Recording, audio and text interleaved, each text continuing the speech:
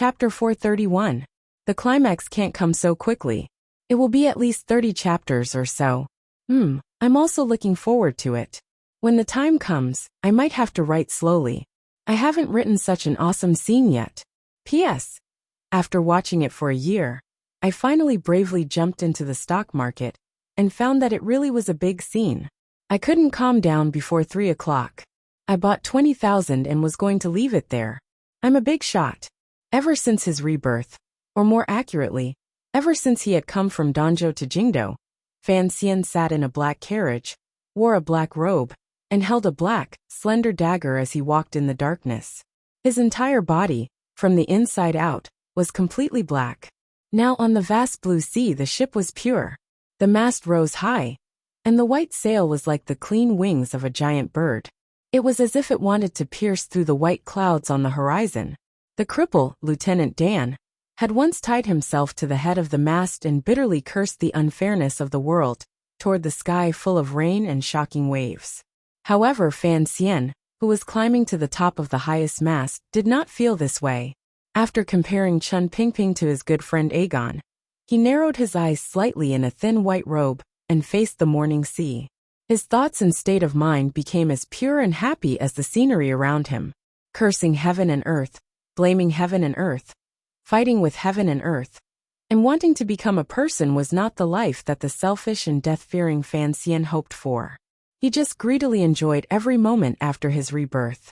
He wanted wealth, beautiful women, shocking authority, and the occasional spiritual enjoyment when he was alone. After leaving Danzhou, although there were many joyful things to play with, he was busy scheming and scheming all day long, busy killing people, and guarding against being killed. This kind of complete relaxation and emptiness was something he hadn't enjoyed in a long time. Without question, Fan Xian was the first little bourgeois in the Qing kingdom.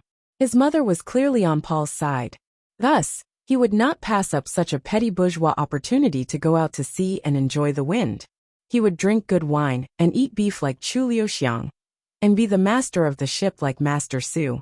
It was a pity that there were not many beauties wearing bikinis on the ship. The ship broke through the waves and left a thin white mark on the blue sea. It brushed past the red sun that seemed to be close at hand. On the mast, the young man's hands danced, his feet danced, and his mouth sang. He was truly like a monkey. The morning sea breeze was actually a bit cold. After Fan Xian shouted a few times, the wind blew through the corners of his shirt until it was cold and wet. He felt uncomfortable all over. Although he was immune to heat and cold with his internal energy cultivation, this kind of wet feeling was still uncomfortable. Only then did he realize that there was always a price to pay for acting cool. Somewhat resentfully, he prepared to go down to the deck. He still couldn't resist glancing greedily at the seemingly endless sea again. His heart was filled with some unknown desire. To be filled. This kind of desire had appeared in his heart since last year, but he had never been able to accurately grasp what it was. He had once discussed it with Haitang, but he had no way of digging it out from his heart. The open sea outside the ship and his heart, which could never be completely relaxed, formed a very awkward feeling. He furrowed his brows and spat. The spittle drew an arc and fell far into the sea. It added a bit of foam and pollution to the sea. The Navy soldiers and Overwatch Council people on the deck below raised their heads to watch this scene. These few days, they had already gotten used to the Imperial Envoy's occasional crazed actions. Although many people were not used to the fact that an immortal of poetry and a powerful official had suddenly become a monkey standing at the top of the mast and looking into the distance, they thought that as long as it was a talent, they would always have strange habits that stood out from the masses. So they understood. Fan Xian's action of spitting fell into the eyes of many people on the deck. A sailor couldn't resist sighing in admiration. Even spitting is so handsome. Oh ah! A strange cry came from the top of the mast.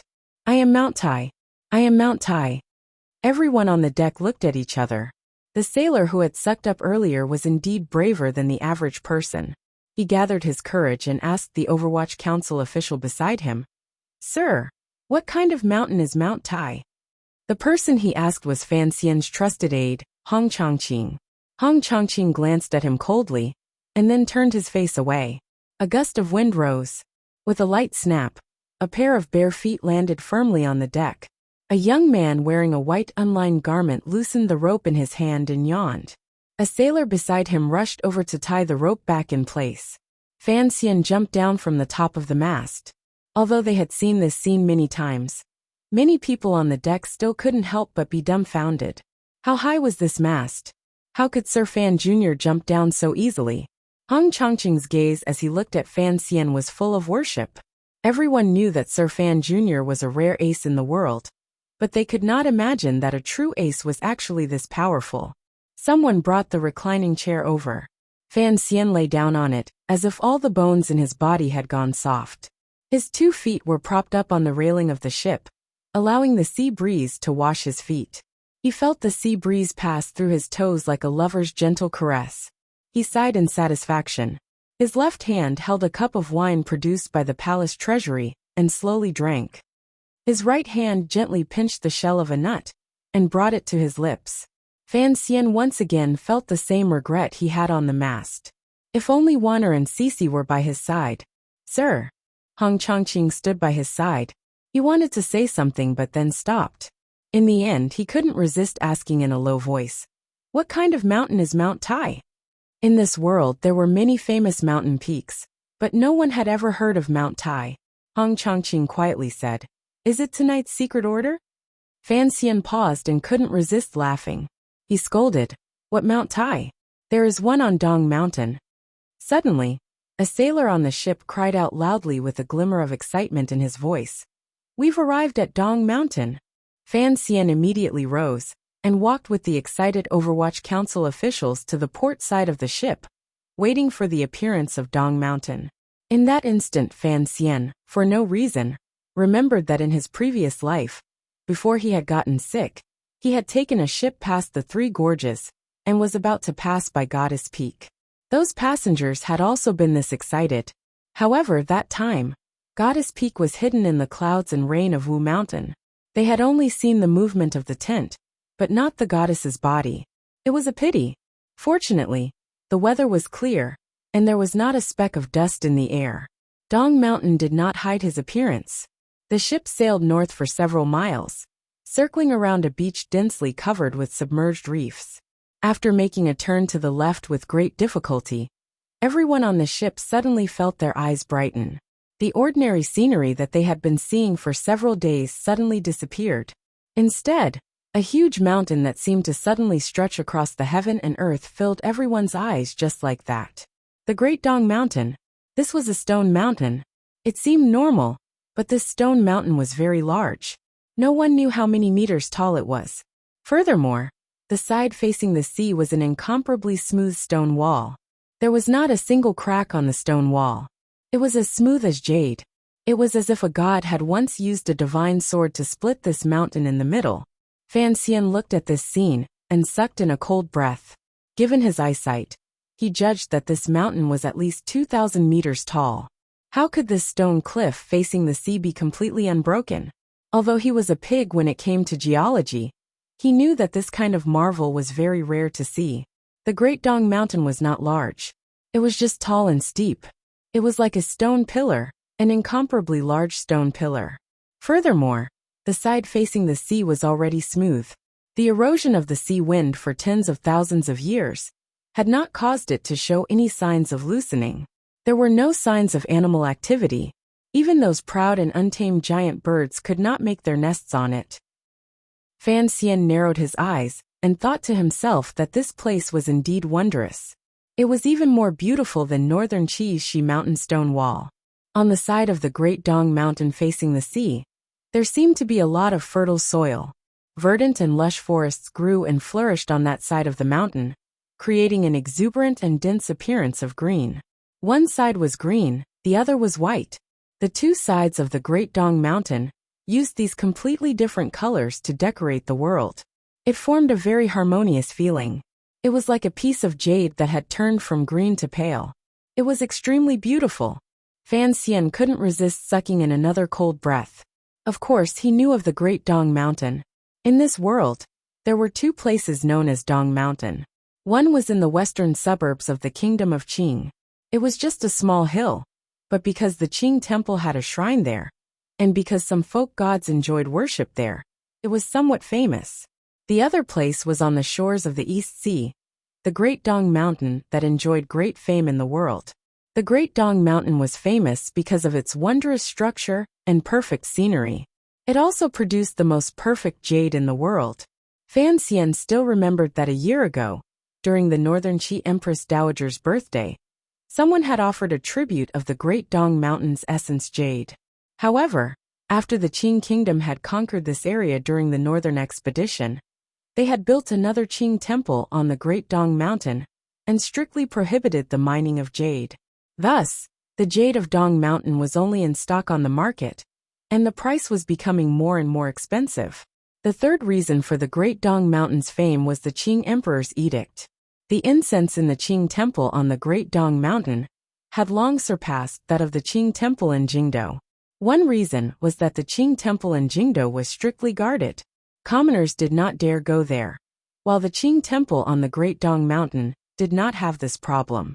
The second reason was that legend said that the Qing temple on the Great Dong Mountain was truly wondrous. Many commoners who had no money to see a doctor would receive the protection of the temple after they went up the mountain to pray. Of the two Dong Mountains, the one by the sea was larger, more famous, and more wondrous. Thus, everyone knew the mountain in front of them as the Great Dong Mountain, and the mountain near Jingdou as the Little Dong Mountain. Although Fan Xian had been a materialist in his previous life, he was a staunch idealist in this one.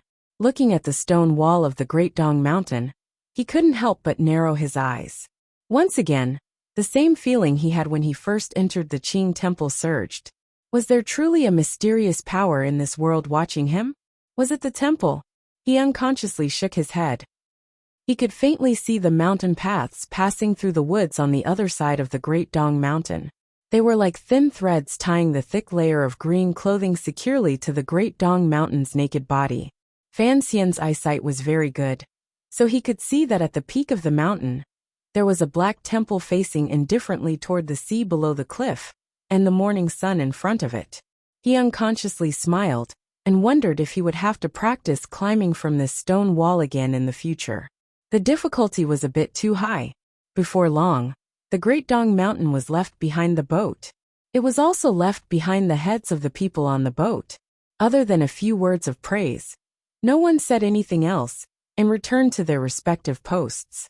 Hong Chongqing noticed that the imperial envoy seemed to be quieter than before. He just sat in the reclining chair in a daze. For a lively monkey to suddenly turn back into a thinking monkey, something must have happened. However, Hong Chongqing didn't dare ask. He just stood obediently behind Fan Xian, handing over wine and fruits and snacks at any time. When will we reach Danzhou? Fan Xian suddenly asked. Hong Chongqing paused and went to ask the Navy officer.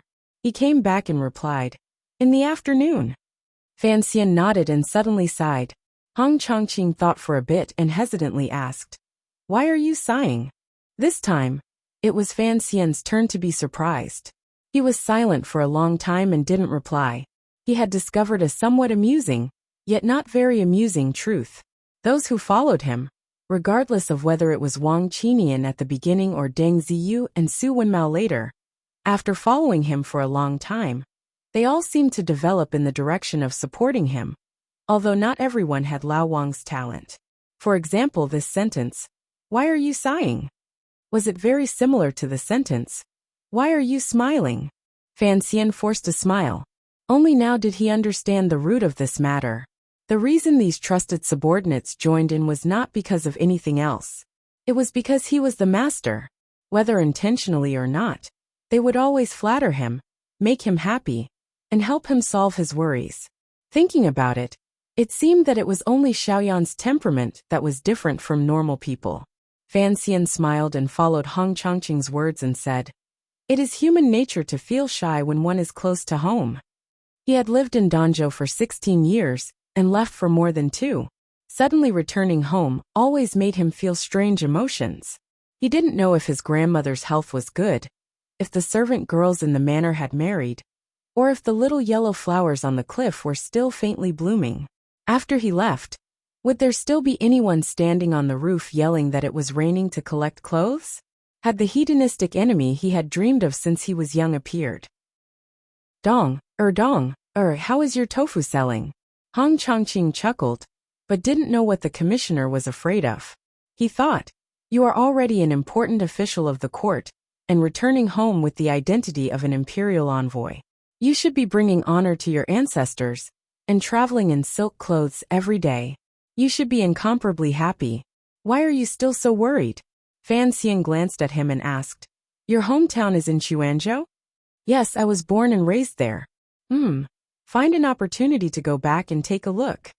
Yes. The two of them had different statuses, so they didn't have much to talk about. Fan Xian was silent for a moment and then said, after you come ashore, immediately go get the council reports for the past few days. Hearing that official matters had been brought up, Hong Chongqing's expression became solemn. In a heavy voice he replied, yes. In that instant, Fan Xian had already ended a few days of traveling up Xiaoyao Lake and returned to the role he was supposed to play. He once again hid that monkey-like self. His thin lips were slightly pressed together. There was no excess expression on his handsome face. Send an order to Jiangnan, so continue with the methods but don't overdo it.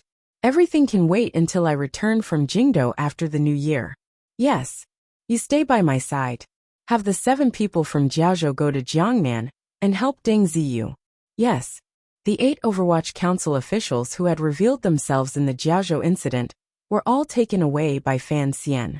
Because the methods used to deal with the Jiaozhou incident were rather crude, and the military had not been purged, Fan Xian did not want his subordinates to bear this kind of risk. The nephew of the old Qin family had already taken over the Jiaozhou Navy. As for how to deal with the 1,000 or so soldiers who had participated in the incident, and how to purge them without causing a large commotion, that was something the old Qin family needed to consider. Fan Xian did not need to worry about it anymore. He was only worried about his student Ho Jichang. Concerning the matter of the Jiaozhou Navy smuggling, Jichang had put in a great deal of effort. The problem was that Fan Xian still had to keep him in Jiaozhou. After the new year, when the court's order of commendation arrived, Jichang would certainly be promoted. Furthermore, Wu Gufei was in Jiaozhou. That clever person should know how to deal with it. As for Su Maokai, Fan Xian smiled slightly. Just let him continue to be buried. Perhaps one day he would be useful. Seeing that the commissioner had sunk back into deep thought, Hong Chongqing did not dare disturb him. He waited quietly to the side. Fan Xian suddenly opened his mouth and asked, are you in a hurry to wipe out the Ming family? Ever since Hong Chongqing had survived on the little island, he had always sunk into nightmares of similar scenes. Suddenly hearing the commissioner speak of his deeply hidden thoughts, his expression became fearful. He knelt down and said, I do not dare to disturb your plans. Fan Xian smiled slightly and said, the Ming family, they won't be jumping around for much longer. Going to Jiangnan had taken a lot of time and effort. Although it looked like the Ming family was still struggling at death's door, Fan Xian knew that after paying such a large price, he had long put a rope around the Ming family, just like the one Ming Qingda had around his mother's neck. The old Ming matriarch was dead. That rope only needed to be tightened a bit. The Ming family was also dead. It just needed to be tightened when Fan Xian had the time. Ming Qingqing, the 4th master Zhaoshang the palace treasury. Fan Xian was very satisfied with his results. In the afternoon, the large ship circled a bay that looked like a silver beach. In the distance, they could see a not-so-busy harbor. Seagulls flew up and down around the harbor. Under the light of the setting sun in the distance, the surface of the sea rose and fell slightly like golden waves. Under the golden waves, there was a hidden flow of jade. It should be a school of fish. Hong Chongqing looked at the seagulls and couldn't help but furrow his brows in disgust. Fan Xian stood up and looked at the officials at the harbor ready to welcome him. He looked at the Black Knights who had already arrived in Danzhou ahead of time and were ready to welcome him. He couldn't resist smiling. He had arrived in Danzhou. His life on the sea had ended. In this moment Fan Xian felt a twofold nostalgia and a twofold sigh. To be continued. If you want to know what happened after, please log on to www.cmfu.com. More chapters. Support the author. Support original reading. Chapter 432. The boat with the white sail was slowly moving along the undulating curve of the bay. There was already a small boat coming from the direction of Danjo harbor. The small boat moved very quickly. In a moment, it drew close to the large boat. The man on the boat made a hand signal, and the two boats slowly moved closer to each other. The rope ladder was lowered. An official with a head full of sweat panted as he climbed up. At this time, Fan Xian had already changed into normal clothes and was putting on shoes. He didn't have time to say anything. He nodded his head and indicated for the official to speak. The official wiped the sweat from his forehead and said in a trembling voice, "I am the Dianli of Danjo. I have come to welcome the imperial envoy on his return to his hometown." Hearing these words, Fan Xian paused. Earlier, he hadn't noticed the official's robes.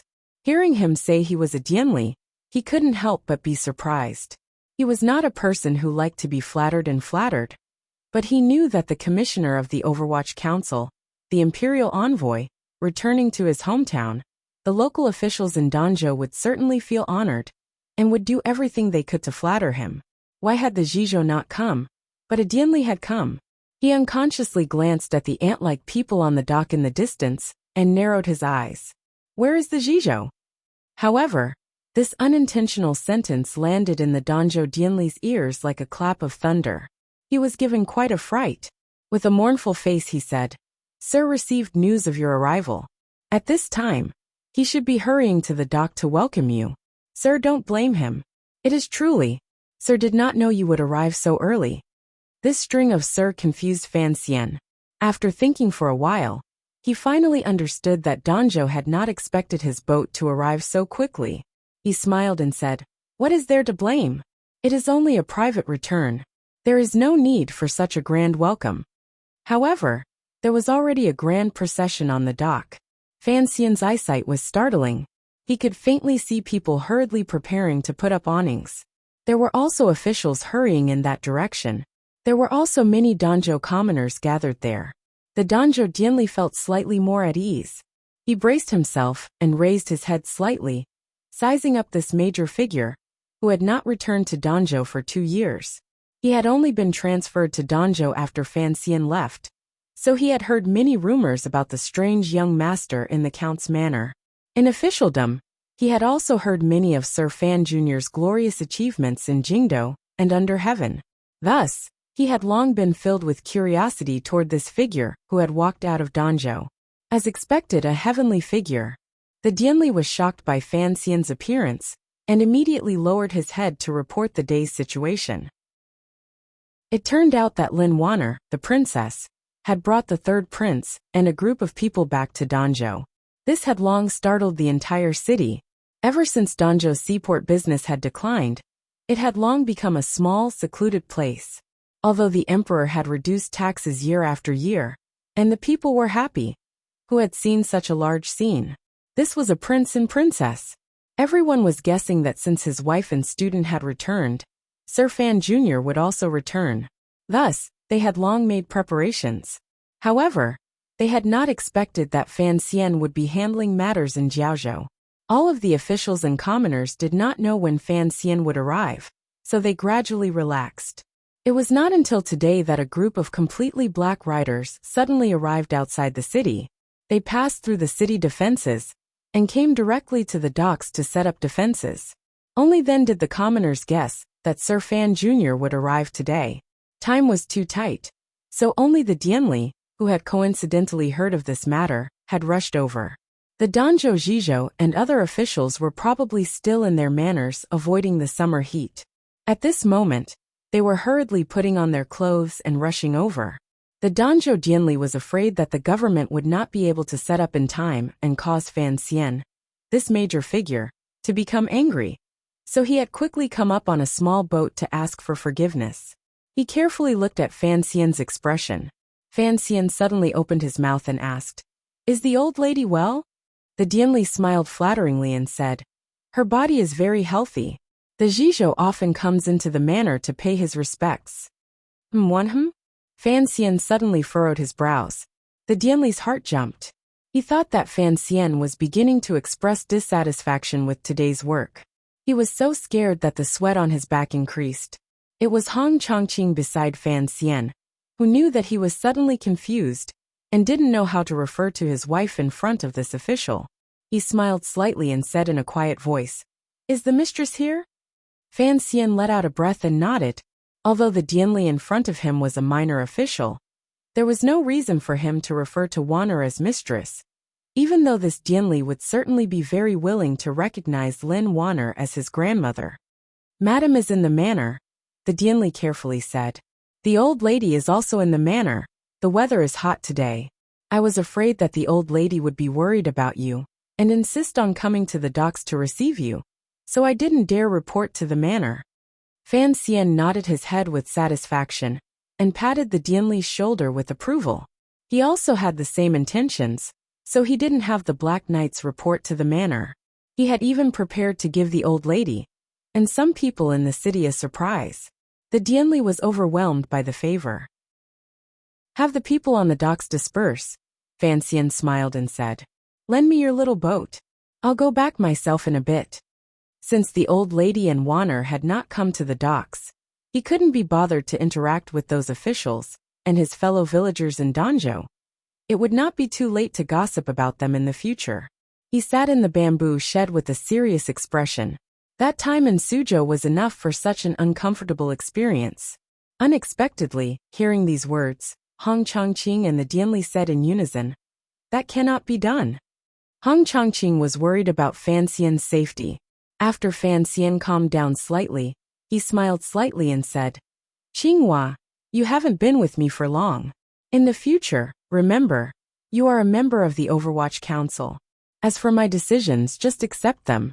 I can't get rid of those tiger guards the Emperor gave me. Do you still want to pester me and make it hard for me to relax?" Although the words were light, the meaning was heavy. Hong Chongqing laughed bitterly and didn't say anything more. The Danzhou Dianli said with a pained expression, "Sir, this side looks like the beach is flat, but behind it is all precipitous cliffs and precipices. There is nowhere to go, we can only go ashore from the docks. If you want to travel the mountains, it's best to wait for another day." Fan Xian stood up and tightened the clothes on his body, looking at the precipices that slowly passed behind the boat and the rocks that couldn't be more familiar. He couldn't help but sigh with satisfaction and say, "Sir, Enji grew up in Danzhou. Do you still not know the way home?" Danzhou was not large. In these decades, it had produced a minister of revenue and an emperor's wet nurse. That was already glorious enough. Now it had another imperial envoy. Furthermore, the imperial envoy had grown up here until he was 16. Thus, during these 2 years, the people of Danzhou had all felt excited and excited.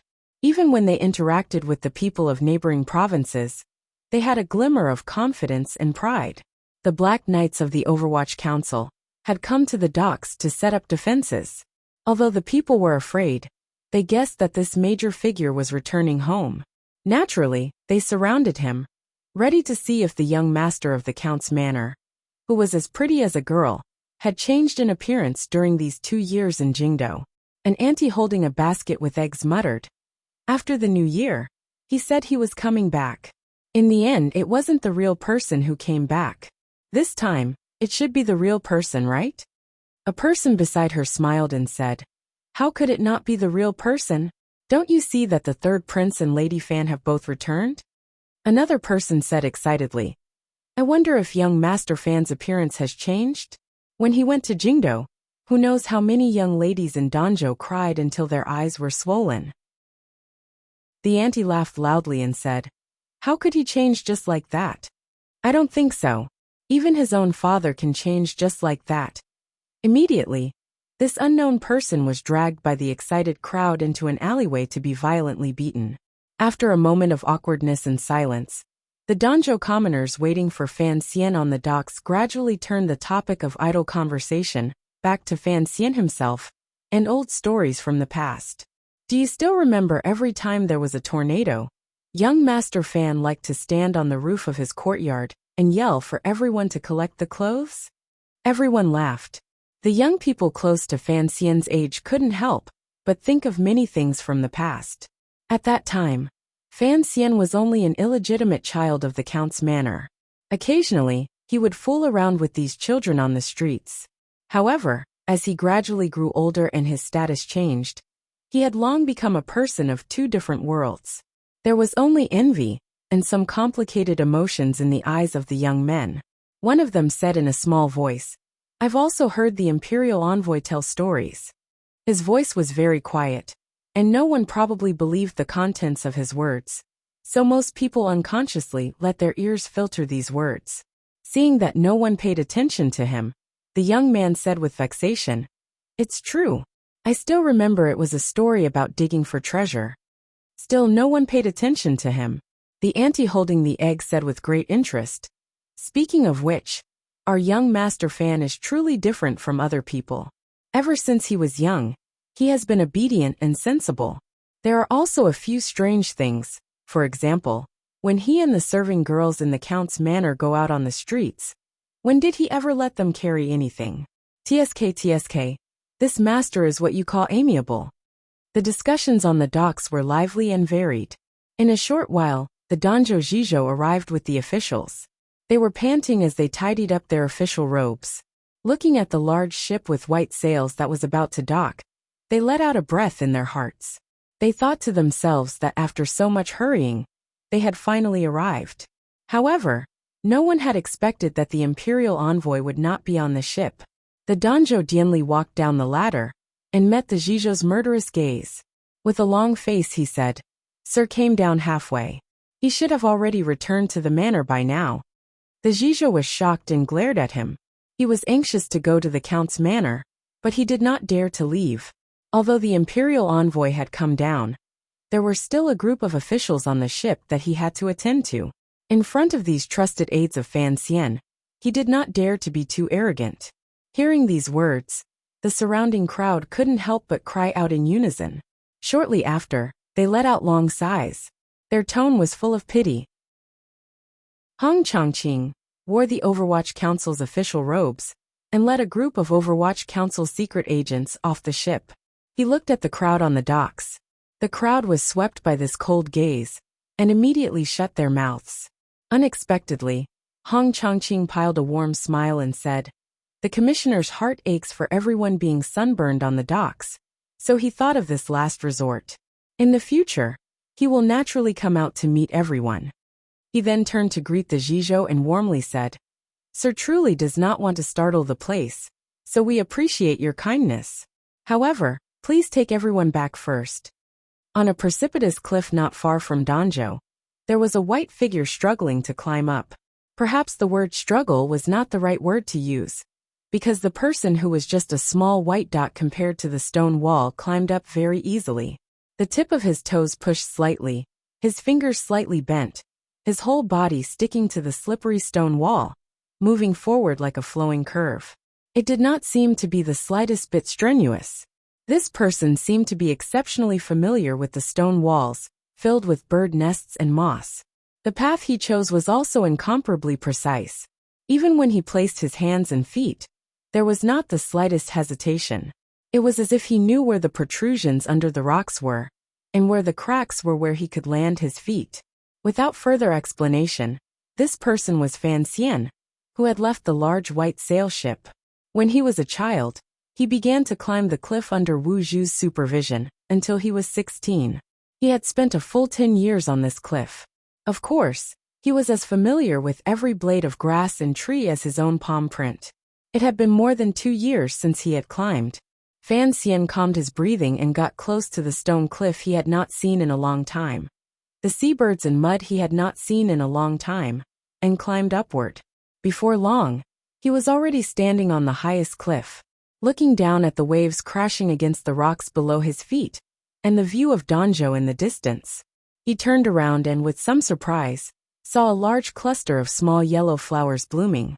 Other than the flowers being a bit more luxuriant, everything on the top of the cliff seemed to have not changed in the slightest from 2 years ago. Fan Xian sighed and sat down. His 2 feet swayed on the edge of the precipice. A faint worry and longing rose in his heart. Uncle Wu Zhu was not here. After I finished writing yesterday, I was happy again. At night, I was preparing to read the reviews carefully, when I suddenly found that there were fewer reviews than usual. I was confused. I scratched my head and thought, is my honey really someone else's potassium cyanide? Only after asking did I find out it was in the new edition. The reviews on both sides are a mess. Do I have to run to both sides? P.S. I bought 20,000 yuan. Where would I have the money to buy 20,000 shares? I don't care about being awesome. In any case, my state of mind is excellent. I'm not afraid at all. Friends, don't push for shares. I sincerely thank you. I'm a rookie. My eyes are dazzled and my heart is dazzled. I don't have the money. I continue to scratch my head and let the dandruff fly. P.S. Today is the Lunar New Year. The whole world is celebrating. I hope the festival will become more and more beautiful. Also, my apologies. I will write the part about returning to Danzhou in great detail, so progress may be slow. I personally value this part. Above. To be continued. If you want to know what happens next, please log on to www.cmfu.com. There are more chapters. Support the author and support the original reading. Chapter 433. The sea breeze blew against Fan Xian's face, waking him from his thoughts. Sitting silently on this precipitous cliff, he ran through all the stories of his rebirth in his mind. This was not only because he thought of Uncle Wu Zhu, but also because this familiar cliff top made him feel something. Many years ago, it was on this cliff that Fan Xian, as a young boy, made his 3 wishes in front of Wu Zhu: to have many children, to write many books, to live a very good life.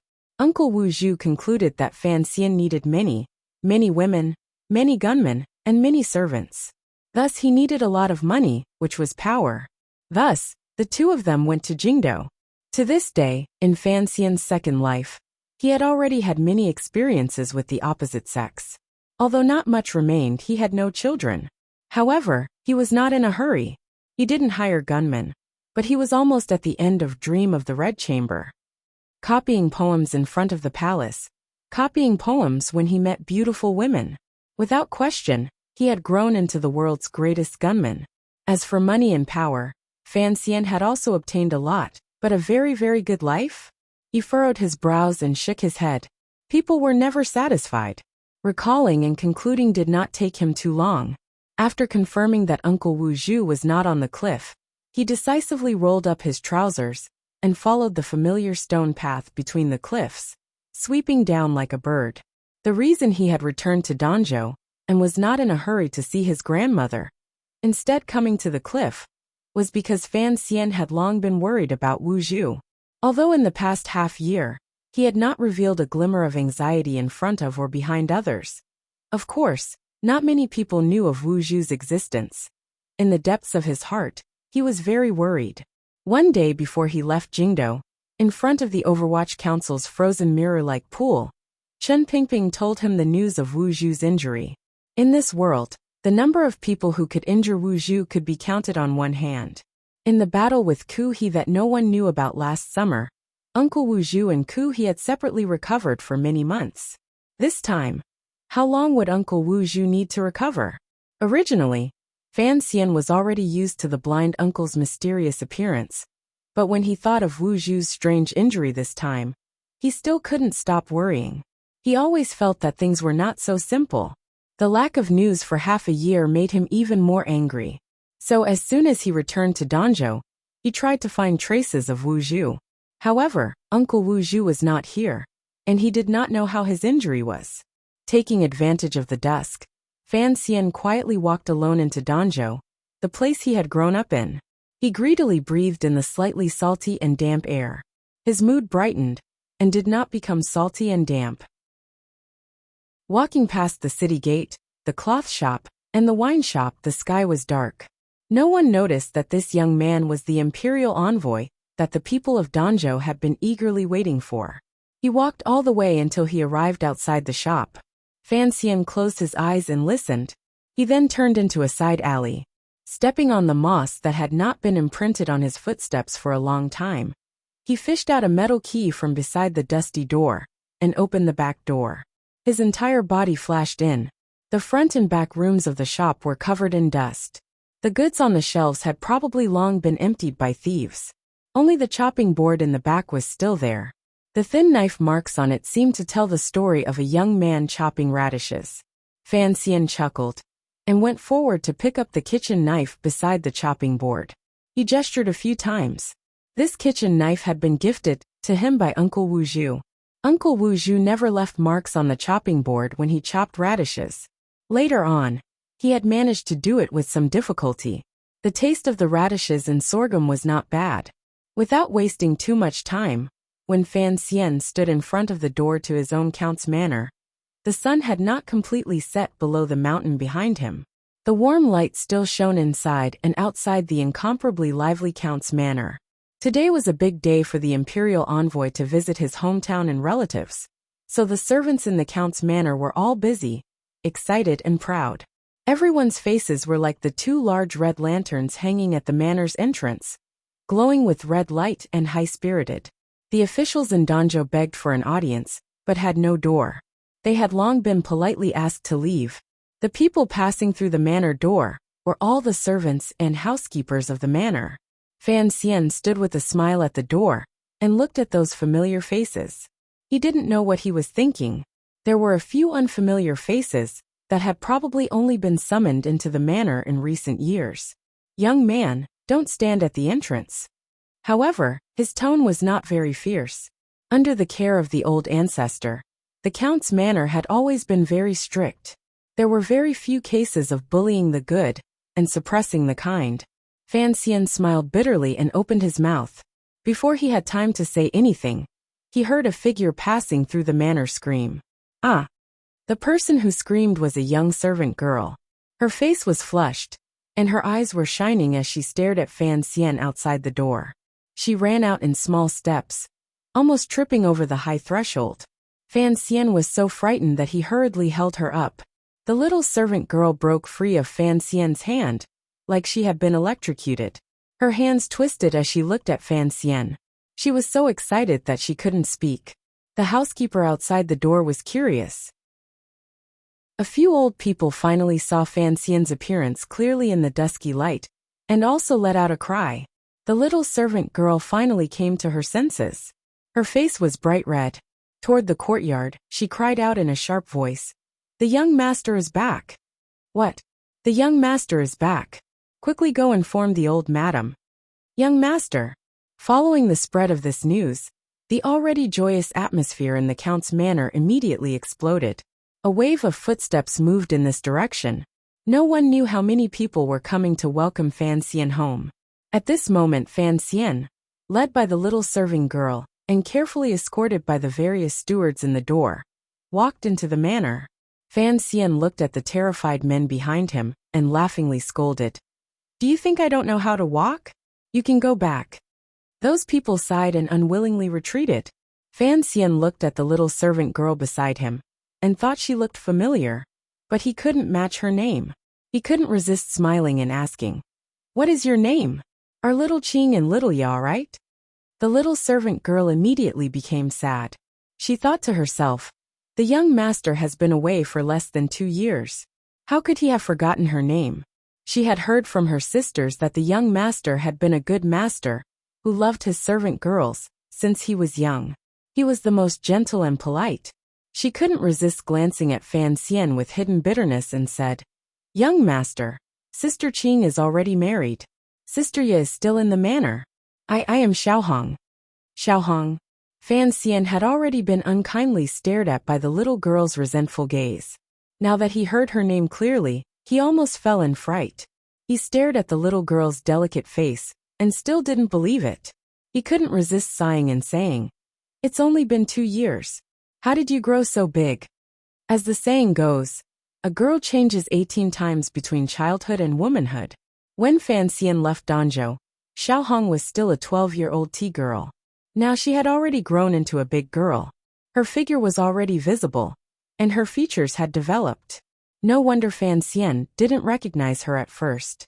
Before the master and servant could exchange feelings, they heard a clamor coming from the west.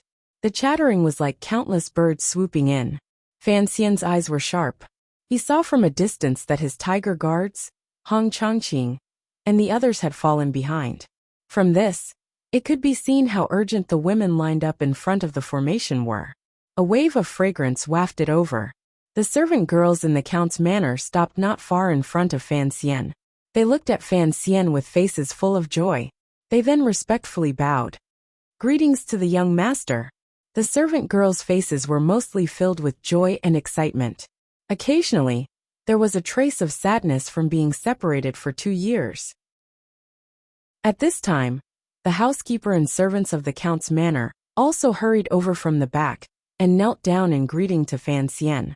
For a moment, the garden was densely packed with over 20 people kneeling. Xiao Hong, the servant girl, stood by Fan Xian's side and didn't know what to do. She finally came to her senses and also knelt down.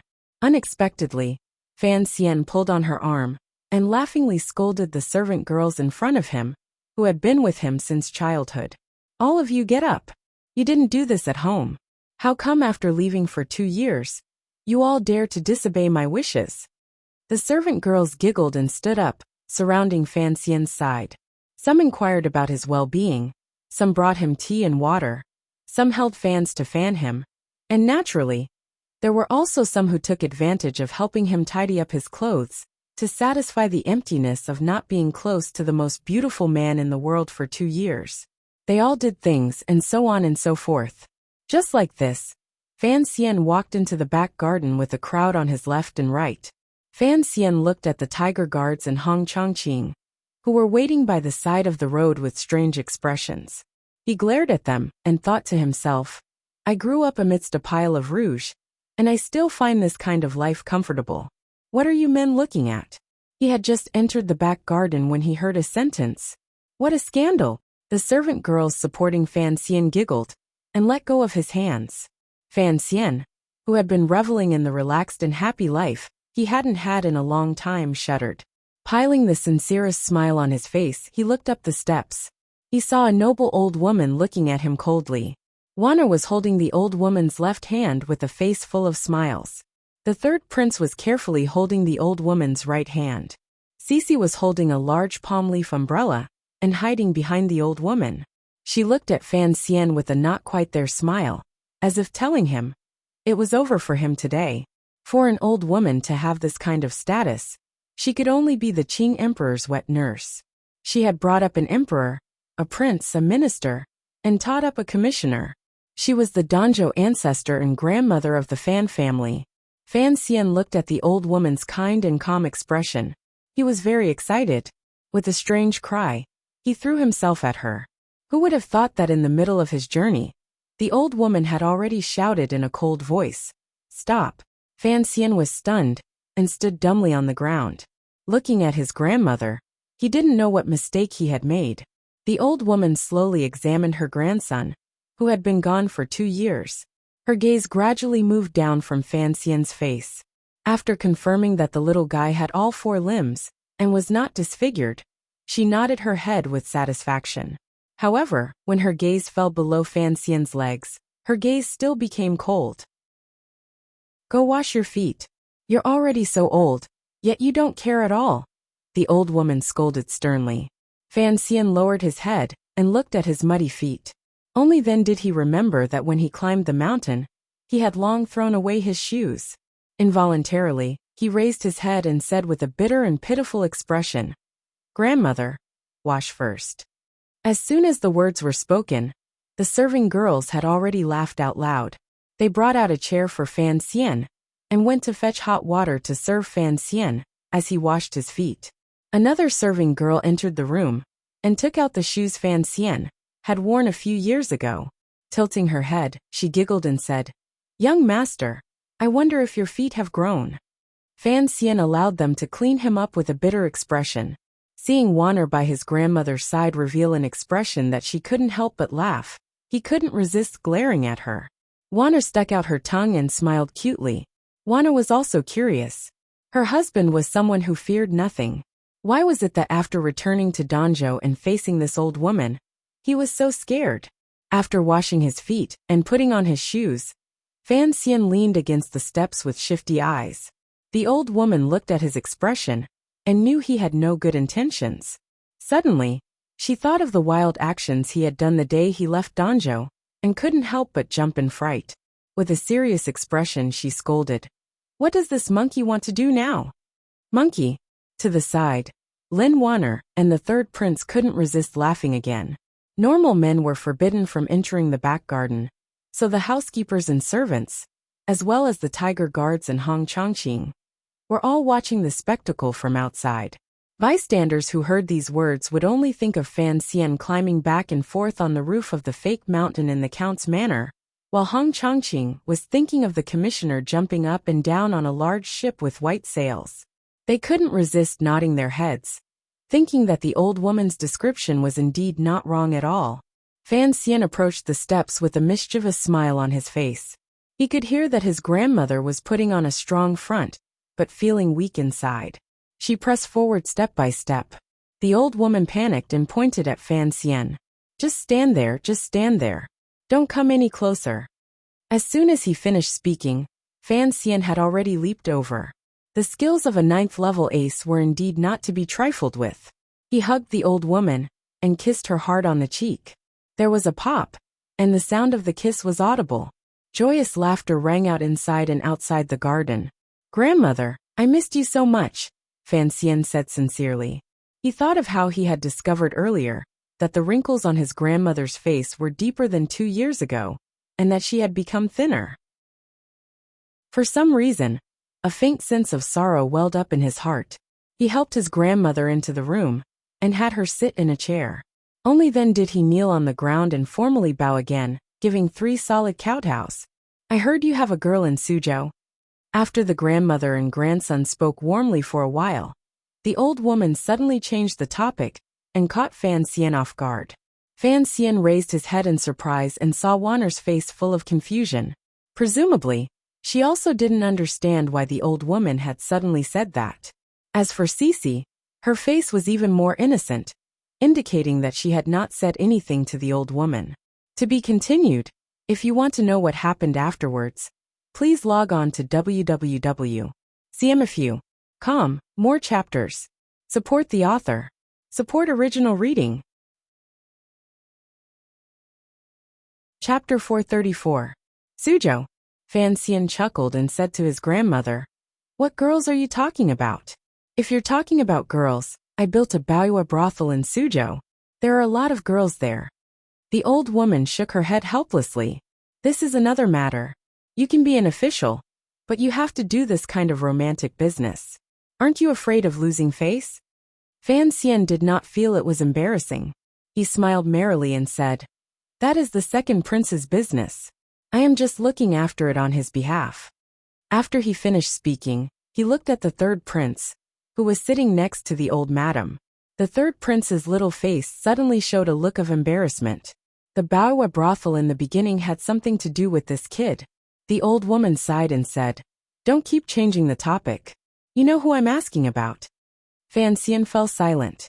He knew that his grandmother was asking about Haitang. The matter between him and Haitang had spread throughout the world. His grandmother was not a pure old woman who did not pay attention to outside matters. Of course, she knew the story. However, this matter was problematic. Furthermore, in front of Wanner, he really didn't know what to say. He raised his head and smiled warmly. "Grandmother, don't listen to the rumors outside. Haitang is in Jiangnan and is only helping me handle some matters." The old woman did not believe it and said suspiciously, "Why would a northern Qi person always stay by your side? She is not an ordinary woman." Fan Xian was speechless. He secretly glanced at Wanner and found that his wife's face was calm, but her little hands were gripping the corners of her sleeves. He couldn't resist laughing bitterly, and facing his grandmother he said, "Don't misunderstand." "Is it a misunderstanding?" The old woman looked at him with a not quite there smile. After all, there were still people in the hall, so it was not good for the old woman to speak directly. She only slowly said, "There are some things that should be done openly. I don't like to be secretive. If it is open and above board, then bring her back to see. If you don't mean it that way, then be careful. After all, although she is not a Qing person, she is still a girl. How can her reputation be ruined by you so carelessly?" Fan Xian smiled bitterly. "Did you hear that?" said the old lady, staring at him. Fan Xian sighed and nodded. He thought to himself, this matter was not a matter of yes or no. His shamelessness had indeed been seen through by his grandmother at a glance. As for Haidang, Lang Tiao had already gone to Suzhou. Given Haitang's personality, she probably would not oppose her own sect. Once she returned to northern Qi, it would be difficult to see her again. There was no need to go into detail about what would happen next. I said, Grandma, he said with a bitter face, I haven't been back for 2 years. Why are you scolding me as soon as we meet? Can't we talk about it later? The old lady snorted and said, you still know that you haven't come back for 2 years. She glared at Fan Xian, and the wrinkles on her face gradually smoothed out. Laughing, she scolded, you're in no hurry to go home after arriving in Danzhou. Where did you run off to earlier? You're already so old, yet you still don't know anything. Fan Xian realized that his grandmother was jealous. He laughed and said, I got off the boat halfway and went for a walk. Without waiting for his grandmother to speak, he threw her a glance first. The grandmother and granddaughter had lived together for 16 years. How could they not know each other's hidden thoughts? The old woman coughed lightly and said, it's getting late. Prepare to start the banquet. I still have some things to say to Nji. Finishing these words, she stood shakily and prepared to bow to the third prince in accordance with her duties. The old woman was the wet nurse of the royal family and could be considered a family servant. She paid particular attention to the hierarchy. Lin Wanner was Fan Xian's wife, so as a grandmother, she did not have to care. However, the third prince was living in the house, so she always maintained etiquette. However, her position was too unique. The third prince had always called himself Fan Xian's student, so how could he accept this ancestor's bow? The child struggled until his face was bright red. He dodged away with all his might and ran out the door like his, but was on fire. Fan Xian went forward and gently held Wanner's hand. Leaning close to her ear, he said something. Wanner nodded repeatedly and took Cece out the door as ordered. There was only the old woman and Fan Xian left in the hall. Fan Xian moved over a small stool and sat beside his grandmother. Just like in the past, he listened to the lecture properly. Now that there were no outsiders, the old woman's words were much more direct. That Haidang, what are you going to do with her? Fan Xian tilted his head and thought for a while. He furrowed his brows and said seriously, it will be difficult to marry her. Let's stall for some time first. Do you want to marry her? Fan Xian hesitated. He always felt that his relationship with Haidang was still more of a friend. If he married her, that feeling would probably change. It depends on her. If she wants to marry, then I want to marry her. It's still the same old saying. After all, the Fan family is a large and influential family. How can we let her drift outside alone? The old woman coughed gently. Since you like her, you will have to marry her. Fan Xian forced a smile. He thought that this matter was not something the Fan family could decide on its own. However, since his grandmother had set the goal, he could only work hard to carry it out. He used his palm to gently pat his grandmother's back, and quietly sent a sliver of Tianyi Dao's gentle junqi into her, to help her adjust her body. He was pleased to find that his grandmother's body was not bad. Although she had aged a bit these 2 years, there were no signs of decline. However, even if she marries, there must be a hierarchy, the old woman suddenly said seriously. You can't mistreat Wanner. Originally, I didn't like that girl Haidang. For her to be with you without a title or status, how is that appropriate? Fan Xian was speechless. He knew that he had been busy with official business, and had indeed neglected his wife. Furthermore, Wanner appeared calm on the surface, but in the depths of her heart, she was meticulous. To say something cliched, the higher Fan Xian's position was, the more he didn't want Wanner to participate in conspiratorial affairs. It was unavoidable that Wanner would lack a real sense of existence. This kind of feeling was probably not very comfortable.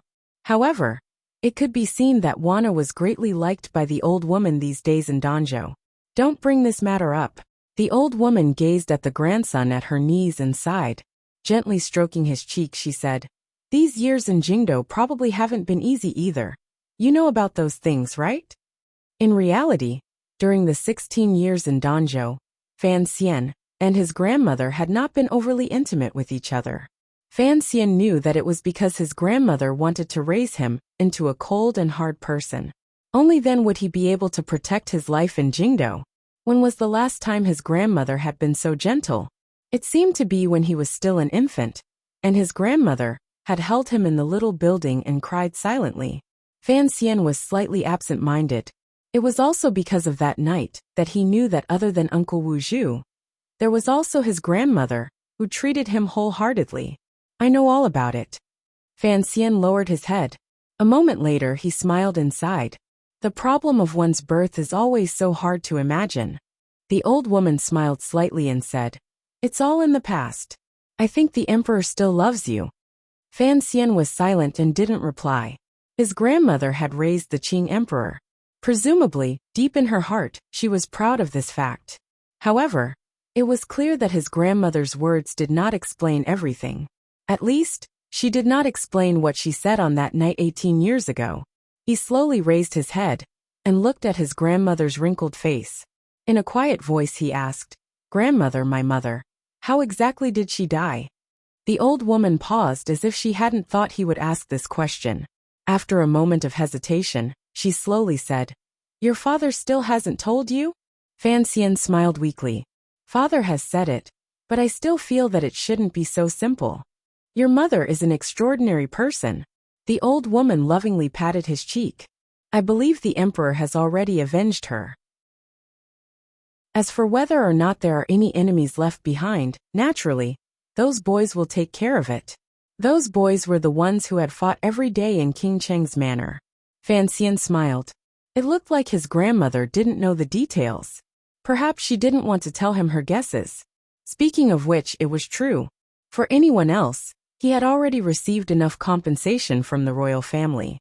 Then, why would he be so fixated on the story of the past? Was there a conclusion? "Xija, what kind of child is he?" the old woman suddenly asked. Fan Xian smiled shortly after. Only now did he remember that ever since his second son was born, he had always lived in Jingdo. He had never even seen his grandmother. He considered his words and slowly said, "Xija, perhaps in the past he ran amok. Now that he is gradually getting older, he knows when to stop." "Oh, tell me about it." It was clear that the old woman was interested in her only grandson. Fan Xian smiled and told her everything about his dealings with Xija after he entered the capital. He didn't even hide the Baiwa brothel incident. This part of the story made the old woman's expression heavy. Occasionally she smiled. "You are saying, these two children are running a brothel in Jingdo?" The old woman sighed. She thought to herself that she was getting old. No matter what, she couldn't understand the thoughts of these children. But the third prince is so young yet so full of mischief. Thinking of that matter, Fan Xian was filled with anger. He huffed coldly. "The third prince is not just a child." The old woman smiled. "Xija is alone in the north. Is he doing well?" There were often letters from northern Qi, so Fan Xian was well aware of his second brother's life in the north. He comforted her. "Don't worry, I have people there to look after him." The old woman thought for a moment and then said worriedly, "After all, it is a foreign country. If Haitang was still in northern Qi's Shangjing, perhaps it would be fine. But right now, there is no one in northern Qi you can trust." It was not convenient for Fan Xian to speak of his secret agreement with the northern Qi emperor. He thought for a moment and then said, "Don't worry, grandmother. Isn't Ruoro also in Shangjing right now? She is Master Kuhi's last disciple. The northern Qi court will have to give her some face. With her watching, Xija won't dare do anything when he does things." It was strange to say that Fan Xian had thought of a way to send his sister and brother to northern Qi these 2 years. Minister Fan vaguely guessed some of his intentions, but did not expose them. The old woman clearly did not think of it there. She only smiled and said, "Speaking of Ruoro, I wonder if her body is better." "Much better. There's no more yellow hair on her head." Fan Xian's eyes suddenly turned and he said, "Grandmother, come back with me to Jingdo this time. Father misses you very much." The old woman was silent for a moment. A moment later, she slowly shook her head. Fan Xian sighed. He didn't understand why grandmother always wanted to live in Danzhou. Ruoro is 17 or 18, the old woman said worriedly. She hasn't found a husband yet. You broke up her marriage to Hongcheng.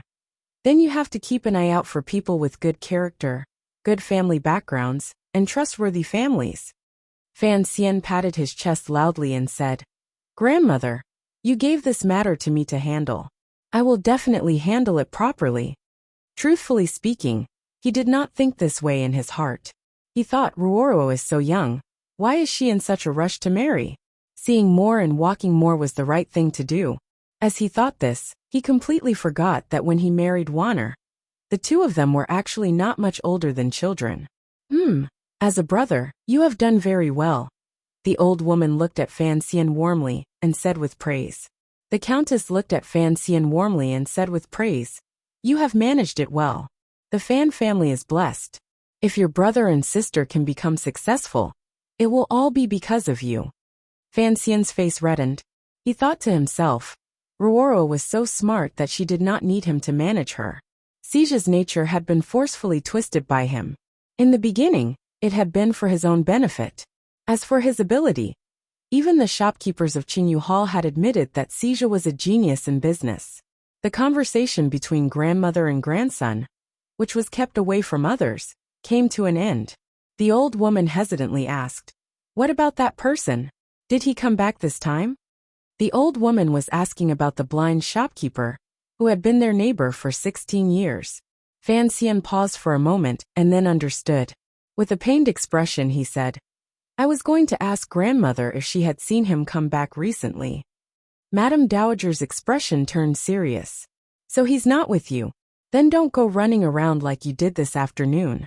Otherwise, if something happens, how can I explain it to His Majesty and your father?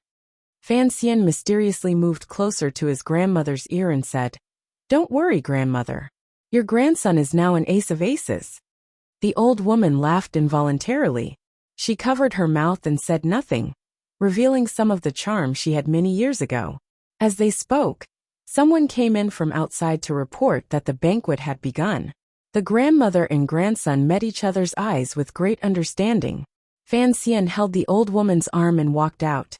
The person who had come to speak was the wife of the Tung family. She lowered her head and led the way in front. Fan Xian looked at her back and suddenly said, Has Wanner's medicine been down? The wife of the Tung family tilted her body slightly and quietly replied, The mistress has been taking her medicine on time and in proper amounts. Where is Dabao? How come I don't see him today? Fan Xian was puzzled. He had not seen Dabao come to welcome him. My husband is also here. He didn't know you would arrive early, so he is fishing on the ocean with Master Lin. The wife of the Tung family said with a smile. Fan Xian was delighted and said, Tungda is also here. Have him come see me in a moment. Yes. The old woman that Fan Xian was supporting suddenly opened her mouth and said, Wanner has been taking medicine recently. I was curious as to what kind of pill it is. It smells pretty good. Fan Xian was startled. He wondered if he should explain this matter to his grandmother. After thinking for a while, he finally smiled warmly. Lowering his voice to a very low level, he told her about Wanner's body and the matter of the child. The old woman fell silent. Her expression did not seem very good. After a long time, she gently coughed and said, Sir is the most important. He is still young, so there is no rush. Fan Xian smiled calmly and said, That is why I like you the most. After the banquet, Fan Xian spoke for a while with Tungda and asked about the current situation in Jingdo, as well as his father and Lady Lu's health. At the same time, he inquired about some Jingdo market news that the Overwatch Council could not easily access. Fan Xian felt a glimmer of tiredness. After dissuading everyone and greeting his grandmother, he took Wanner back to the bedroom. This bedroom still retained the same appearance as it was a few years ago. None of the furnishings had changed. Fan Xian lay on the bed and watched with slanted eyes as Wanner sat by the table and played with the lantern. He listened to Cece prepare hot water outside the compartment. He suddenly opened his mouth and said, Xiaobao, come here. Wanner turned her head and giggled, but a glimmer of shyness flashed across her face. Glancing outside, she angrily said, Don't you know to be quieter? The so-called joy of the boudoir was not all in the matters between a man and a woman. Often it was in the small details. The so-called xiaobao was the secret signal between Fan Xian and Wanner. Small details, small tricks. Wanner was de Bao's sister, so naturally it was xiaobao. After washing up, Cece smiled and left the door. Just like in the past in Danzhou, she slept on the small bed in the compartment. After the red candles went out, Fan Xian and his wife lay side by side on the bed. Wanner was like a little cat curled up in Fan Xian's arms. Her two hands tightly gripped the front of the man's unlined shirt. She gripped it a bit tightly, as if she was afraid someone would run away. I've been lying on this bed for 16 years. Fan Xian opened his bright eyes in the darkness. Ever since I was a child, I've always liked to sleep. When I take afternoon naps, I never need the serving girls to coax me. I just sleep like this. Wanner made a sound of acknowledgement and looked at him. Fan Xian lowered his head and gently kissed her plump lips. Indistinctly he said, "But I always feel like I haven't woken up yet. How did I marry such a good wife like you? Am I dreaming?" Lin Wanner closed her teeth and bit him hard. Staring at him fiercely, she said, "Say what you want to say." It's 2F** king hard to write. I'm going to fail. If you want to know what happens next, please log on to www.cmfu.com. There are more chapters. Support the author. Support the original reading. Chapter 435. Fan Xian felt the pain. With a pained expression, he stuck out the tip of his tongue and licked his broken lips. Suddenly, he found that there was an additional trace of sweetness. Only now did he know that the anger Wanner had been holding back these few days had all exploded in this bite. He chose his words carefully and said, "It's not that I want to say anything else. I just feel that these days have been hard on you." Lin Wanner turned her body in his embrace and said indistinctly, "Hard on me? I don't have time to keep you company," Fan Xian said after thinking for a bit. Fan Xian thought for a bit and said, "Now that my sister and brother have both gone to Northern Qi, and Yi Linger is married, it is impossible for Ro Jia to play with you. Leaving Jingdou, going down to Jiangnan, and coming to Danzhou, presumably you don't even have someone by your side to talk to." Before he could finish speaking, Lin Wanner's large eyes gradually became misty. She sighed softly and said, If you don't have a heart, you know all this. If you do have a heart, how can you bear to treat me like this?" Fan Xian's heart grew cold hearing this. He coughed and asked, "How have I treated you? Is that all you want to say?" Lin Wanner looked seriously into his eyes. Fan Xian thought for a bit, and then nodded. Lin Wanner smiled coldly and said, "You're starting to be shameless again. In the past, I told you in Jingdou that I wouldn't stop you if you wanted to do anything. In any case, the words of a woman do not have much power. I just hope you can be more honest, and tell me before anything happens. Even if I am useless now, I am still the eldest daughter-in-law of the Fan family. Some things cannot be hidden from me." "What are you talking about?" Fan Xian was faintly angry. "How can you be so self-pitying? The Wanner I like is a gentle and mischievous girl." He stopped halfway through his words. On the contrary, it was Wanner who smiled sweetly and said gently, "Why aren't you continuing to lecture me?" Fan Xian coughed and said, "Regardless of whether you believe me or not, I wasn't planning on saying anything else today." "Oh, is that so?" Lin Wanner sighed and said, "Then, when are you going to tell me about Haidang?" Fan Xian was silent for a moment and then said, "It's not the same, it is not the same." After saying this, he hugged Wanner tightly, who had flipped over in a fit of pique. One hand gently tickled her soft waist. He blew into her ear and said, "We've been apart for more than 10 days. What's the point of talking about that?" If it had been Haitang or Ruoro, who had been influenced by Fan Xian's modern feminism, they would have kicked him off the bed. Although Wanner had grown up in the royal palace and had a head full of meticulousness and depth, when it came to matters between men and women, she had received the most traditional education. She said in a muffled voice, "That girl's identity is different. It is already troublesome, but you still act on your own. In the future, who knows what trouble you will stir up." Fan Xian listened to these words that seemed to admit it, but his heart did not relax. On the contrary, a faint apologetic feeling welled up. People, especially men, would be lying if they said that they did not love someone. But it would be a lie if they said that they would love someone for the rest of their life. Admiring jade on the eastern mountain, watching the sunset on the western mountain, doing different things in different places. No one could deceive themselves or brainwash the world. But you stay at home every day, and there is no one to play mahjong with you. It is quite boring.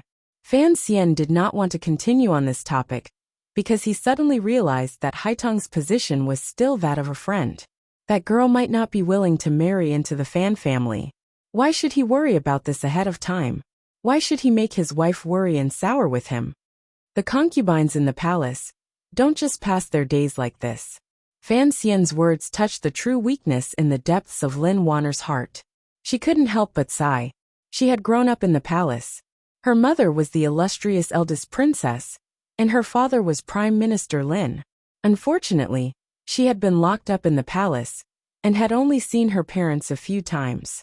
It was as if she had been collectively raised by the concubines in the palace. She was smart by nature, and had grown up in such an environment. Even if she wasn't exceptionally smart, she at least had a clear understanding of the intrigues and trifles in the field of power. She believed that her ability should have played a greater role. It was only because of her relationship with the eldest princess that Lin Wanner was somewhat averse to scheming and was content with peace.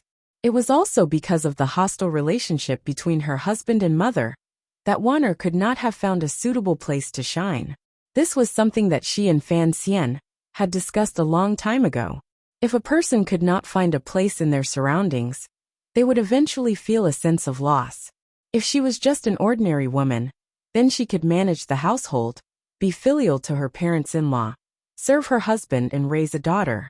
But Lin Wanner's birth determined that if she continued to be ordinary, she would always feel some regret in her heart. Especially since there were already many people who were beginning to shine at Fan Xian's side. At some point, Lin Wanner was already prepared to accept her fate. She was prepared to hold on to the beautiful memories of having a son over the wall, and work hard to give birth to a child for Fan Xian. She wanted to tie her husband's heart to her side. That was why she had taken such a risk, and stopped the medicine Fei Jie had prescribed. Fan Xian was a delicate and sensitive person. Of course, he knew the deeper meaning behind his wife's actions. He also knew what the faint worry between his wife's brows these past few months was. However, he still hadn't found a good solution. Fan Xi's life dream was in business, so Fan Xian could kick him to the north to smuggle. Ruoro's life dream had been influenced by Fan Xian, so Fan Xian could use any method to send her under Ku He's tutelage to travel thousands of li and see different people. But Wanner, her identity was different.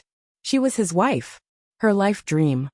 Or to put it more crudely, what path should she seek to realize her value?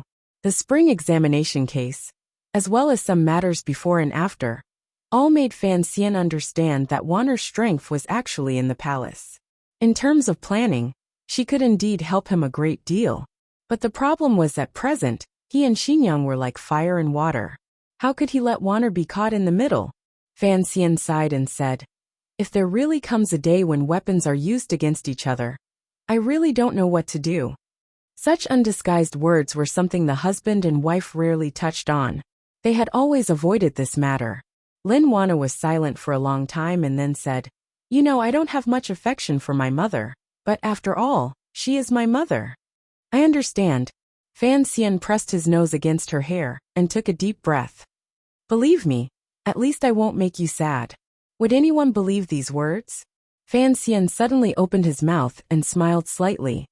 "Wanner, it is indeed boring to stay at home all the time.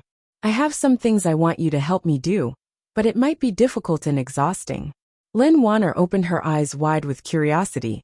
Turning around, she was face to face with him. "What is it?" With a soft fragrance in his arms, Fan Xian hugged his wife, and couldn't resist rubbing the fullness a few times. Smiling, he said, "You also know that I am a rich person." Of course. Lin Wanner couldn't resist smiling. She turned her hand back and slapped the thief's hand. Fan Xian said seriously, "When I went to Jiangnan for the first time last year, I found that although Jiangnan is rich and populous, There are still many commoners who do not have clothes to cover their bodies and food to fill their stomachs.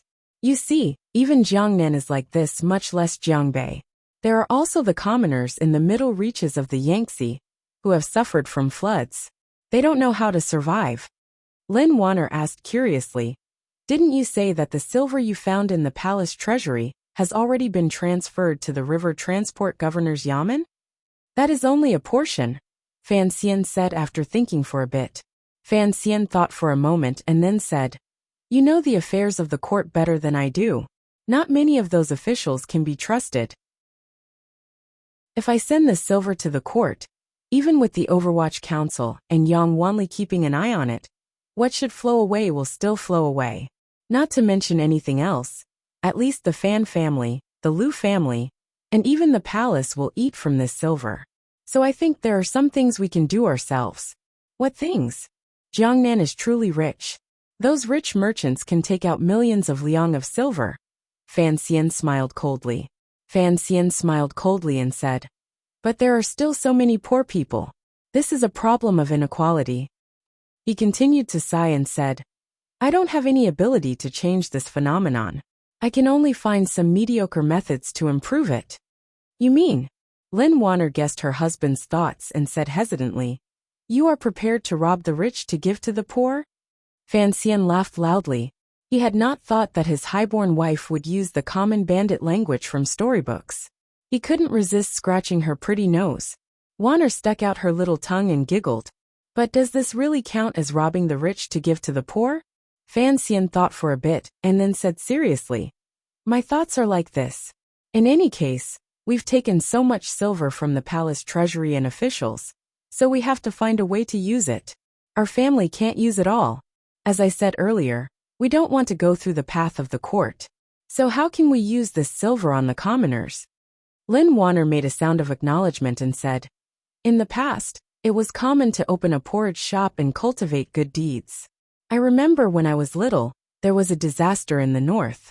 The commoners fleeing from the famine all surged into Jingdo. A few officials in court asked the emperor to send out troops to suppress it and drive these refugees to the nearby provinces. However, Uncle Emperor did not agree to this suggestion. On the contrary, he removed those officials. At the same time, he opened the royal granaries.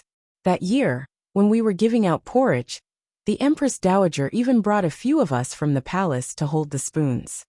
Fan Xian nodded. He had heard this story. The emperor was not stupid and knew how to handle it. He said, "Just giving out porridge at the last minute is not enough. Cultivating good deeds is also difficult to spread. So I decided to put the silver I earned into a specialized organization and then do good deeds for many years." He lay in the thin blanket and waved his hand. "When the poor students have no money, they go to the schools we run to study. When there's no rice to eat, we buy rice and distribute it. When there's no seedlings in spring, we give them. In short, we will do whatever the court has not thought of doing." Lin Wanner looked at his confident expression and also became excited. She immediately forced a smile and said, "Idiot, do you know how much silver this will cost? Isn't the silver earned to be spent?" Fan Xian smiled and said, "In any case, what I earn is the silver of the court and the merchants, and the court and the merchants take the silver from the hands of the common people. What is taken from the people used for the people. This is the logic." Lin Wanner listened to the words, taking from the people, and using it for the people, and couldn't help her eyes lighting up. These words are new, but they make sense. Fan Xian lowered his head and looked at his wife's worshipful expression. For some reason, he thought of last year in the Northern Qi Royal Palace in Shangjing when the Northern Qi Emperor and Haiteng Duoduo heard him shout, "First worry about the worries of the world, then rejoice in the joy of the world." He couldn't help blushing with shame. Unexpectedly, Lin Wanner immediately shook her head seriously. "It still won't work. Putting aside the fact that this is a bottomless pit, no matter how much you throw in, you might not be able to fill it. You have to think thrice about the influence of this matter. For the matters of the court to be snatched by you is a taboo." Fan Xian thought for a bit and then suggested, "Can't I use my name?" Lin Wanner glared at him, like she was looking at an idiot. "If I don't use my name, How can such a large scene be set up? It's not like you only want to save the people of a county or a province. If they don't know it's a good deed you're in charge of, won't those local officials rush to take a bite out of this fat piece of meat? So you have to use your name. Fan Xian thought it made sense. However, he had to use his name, and couldn't make the court angry. It was truly difficult. Lin Wanner suddenly opened her mouth and said, "What do you think about using the name of the palace to do this? Using the Empress Dowager's name. In any case, we don't need the nobles in the palace to fork out money. We'll fork out the money, and let them bear this name. The court will have light, and they will also have face. Presumably, the emperor will also be happy." Fan Xian paused and looked at Lin Wanner without saying anything for a long time. He thought to himself that this was indeed the case. With the nobles in the palace stepping out, it would certainly be much easier to carry out. Then, wasn't this the so-called general benevolent organization he often saw in his previous life? However, the Qing kingdom was just starting out. Presumably it would be much cruder. However, since there was a beginning, it would improve the lives of the common people.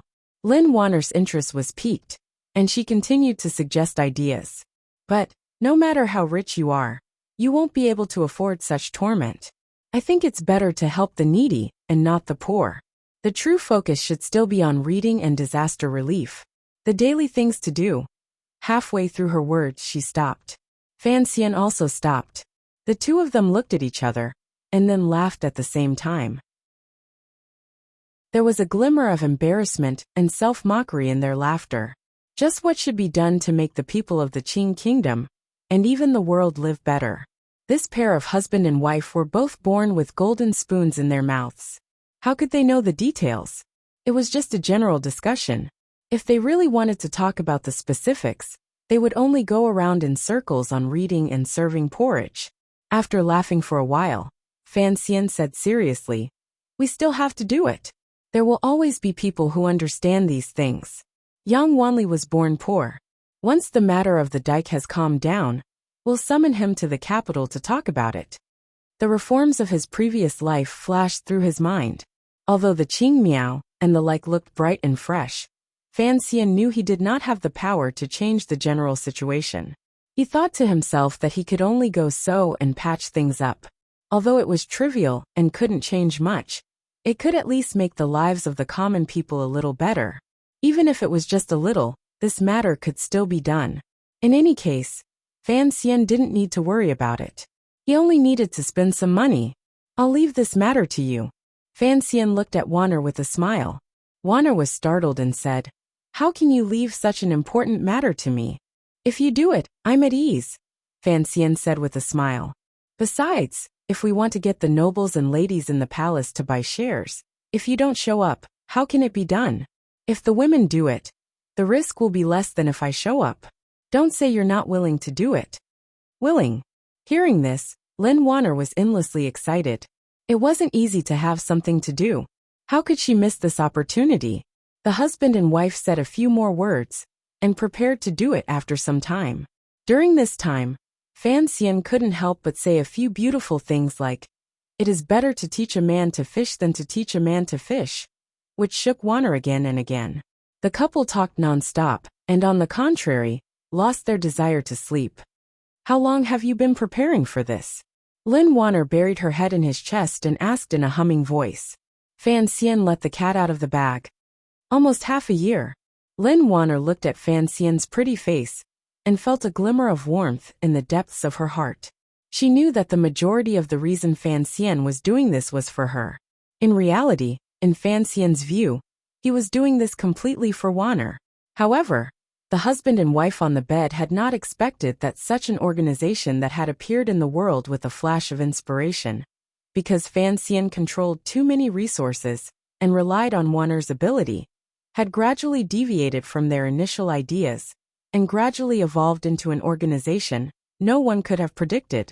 For the world and Fan Xian himself, it had brought many benefits. "Don't put all this silver in one place."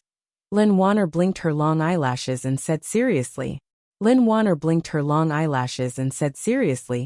"Although I don't know anything about economics, from what you and Xija have done, I can understand that money can make money. Fan Xian nodded. Naturally, he would not make it hard for himself in doing these things.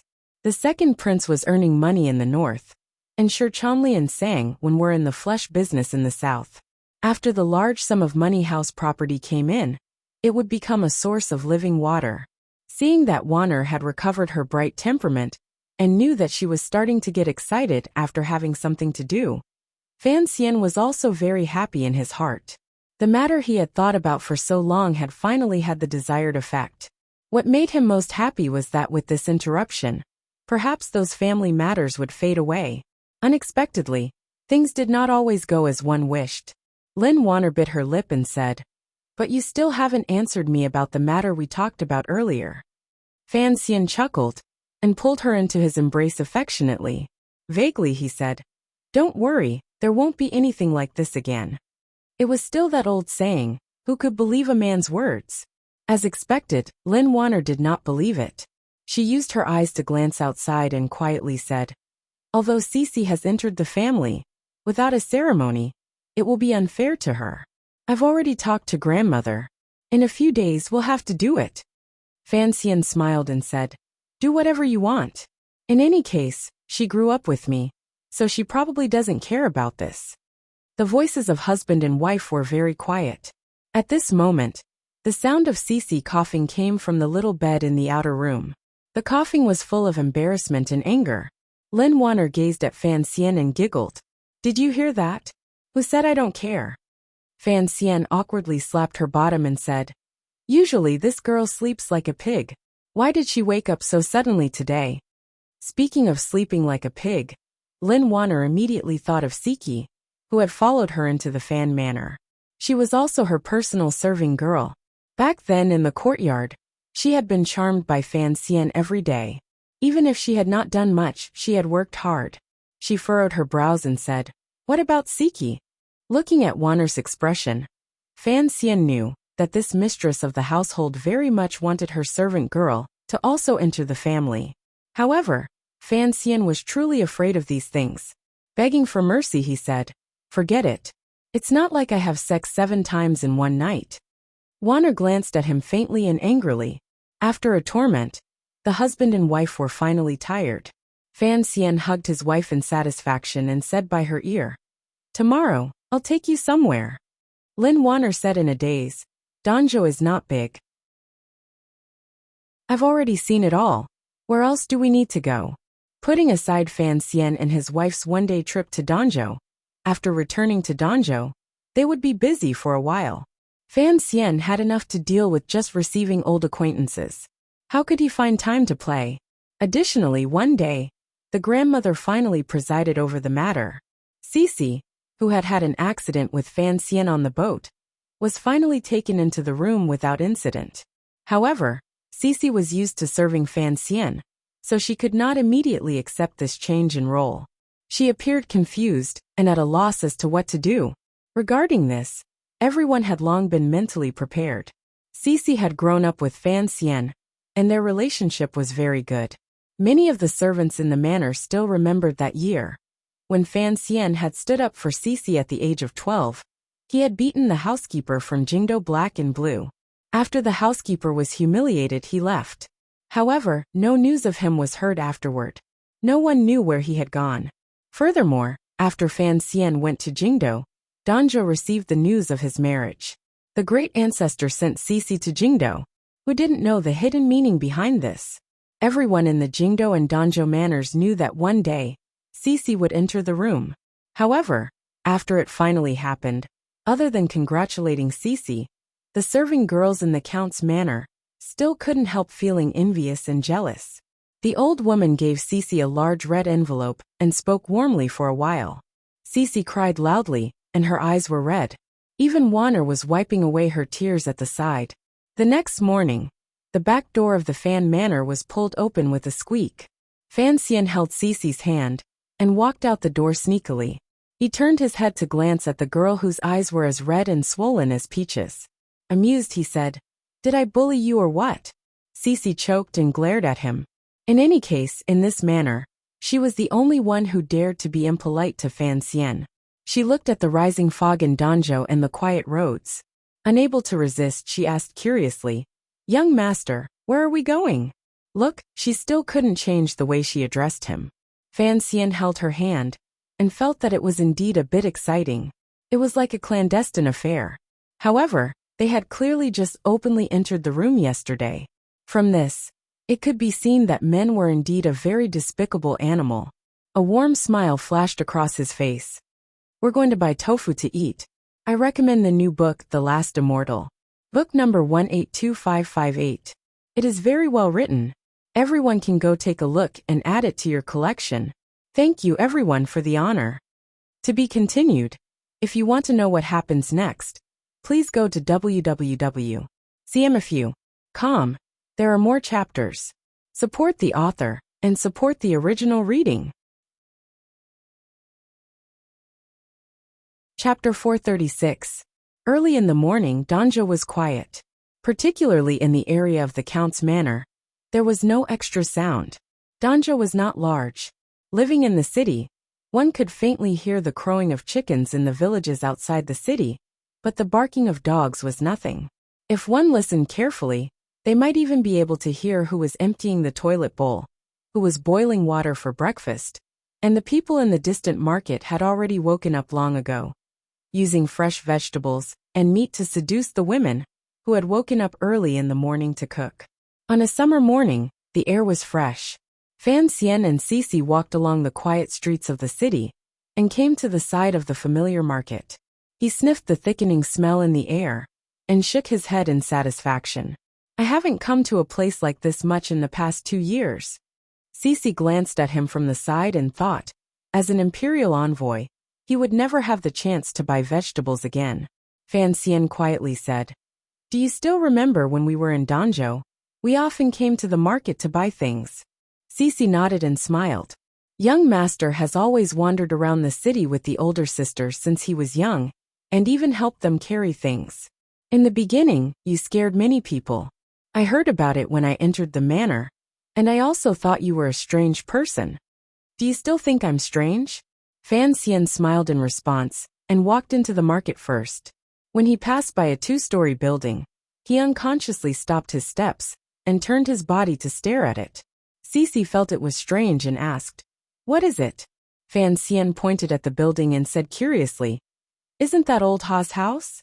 Didn't they say the building was burned down? Who lives there now?" Hearing this, Cici also remembered. She tilted her head and thought for a while. Apologetically, she said, "I've never heard them mention it."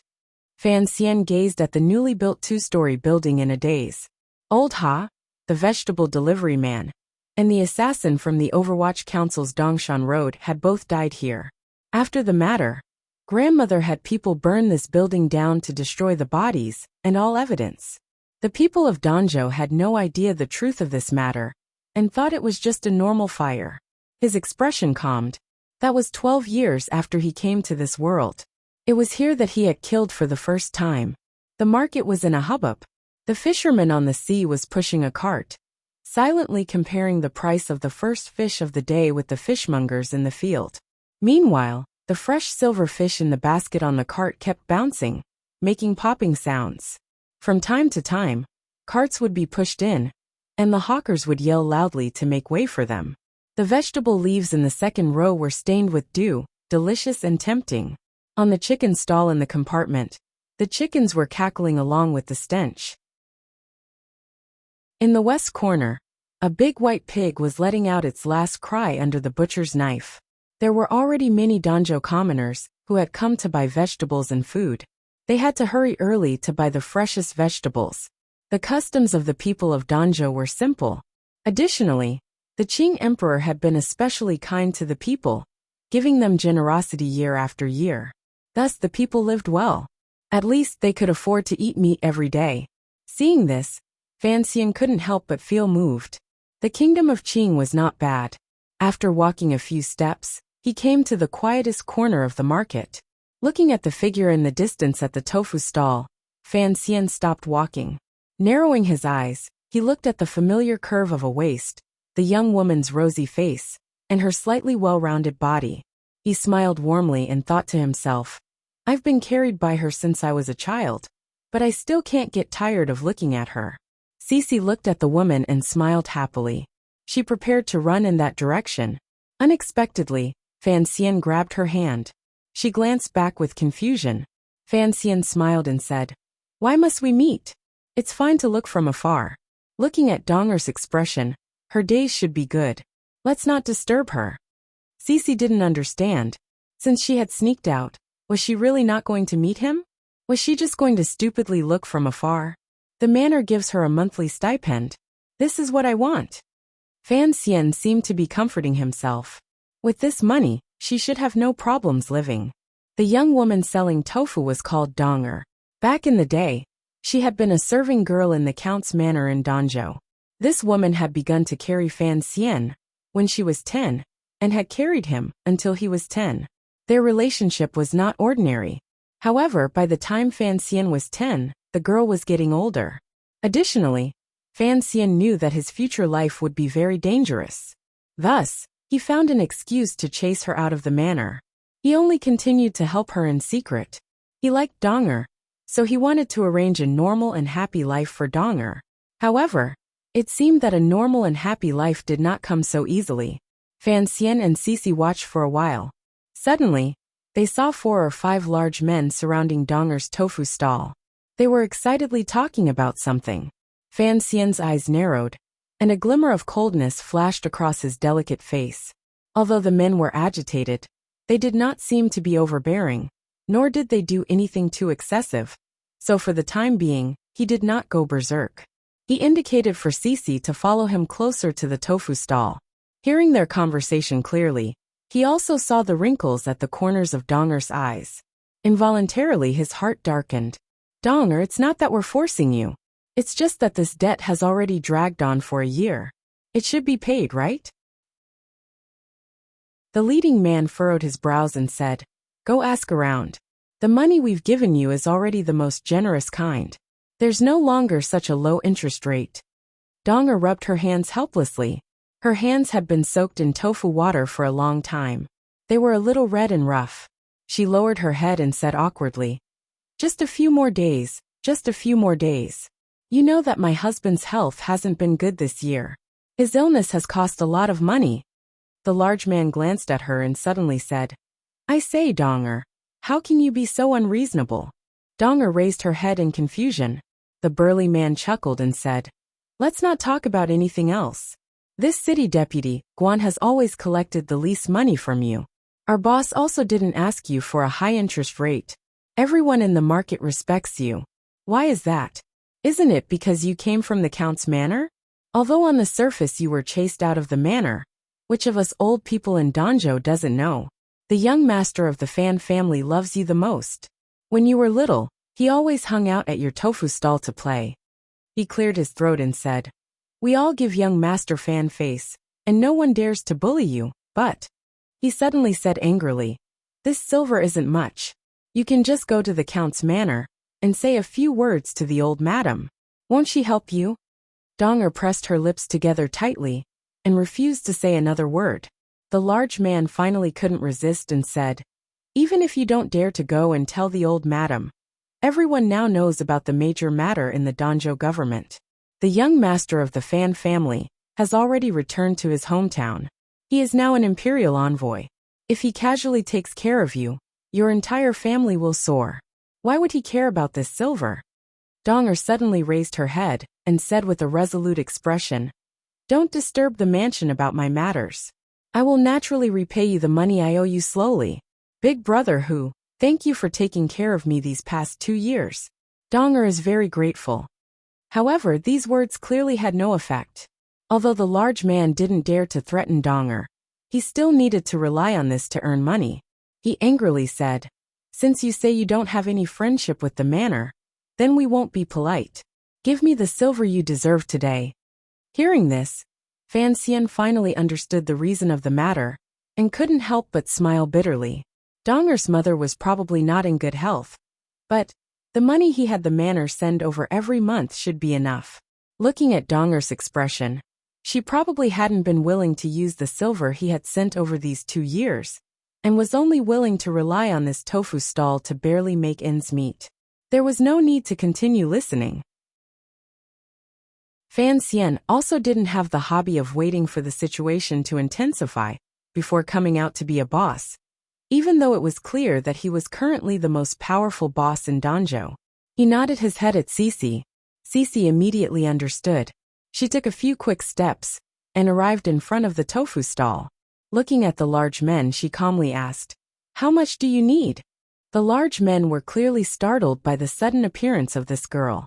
Although Cici didn't deliberately dress up when she went out today, she lived in a wealthy family every day. The clothes and decorations on her body were all luxurious. The large men had sharp eyes and knew that this girl's background was not ordinary. They coughed lightly and respectfully said, "It's only 10 liang of silver." As they spoke, the eyes of these burly men floated around the tofu shop. When Donger saw Cici standing in front of her tofu stall, she was already stunned. A moment later, a helpless smile appeared on her flushed face. The leader of the group suddenly glanced at the young master standing behind the tofu shop. Looking at the young master's delicate and pretty face, and then thinking about the background of the tofu shop owner, Dong and the beautiful lady in front of him, he immediately guessed the young master's identity. He hurriedly added in a trembling voice, "It is indeed 10 taels of silver. This interest, I didn't dare to charge it too much.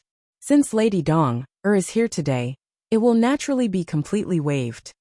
Cici's face was full of smiles. She turned her head to glance at Donger and said, "Sister, is it this much?" Donger was still immersed in shock and nodded her head in a panic. Cici glanced at Fan Xian. Of course, this girl knew what Fan Xian was thinking.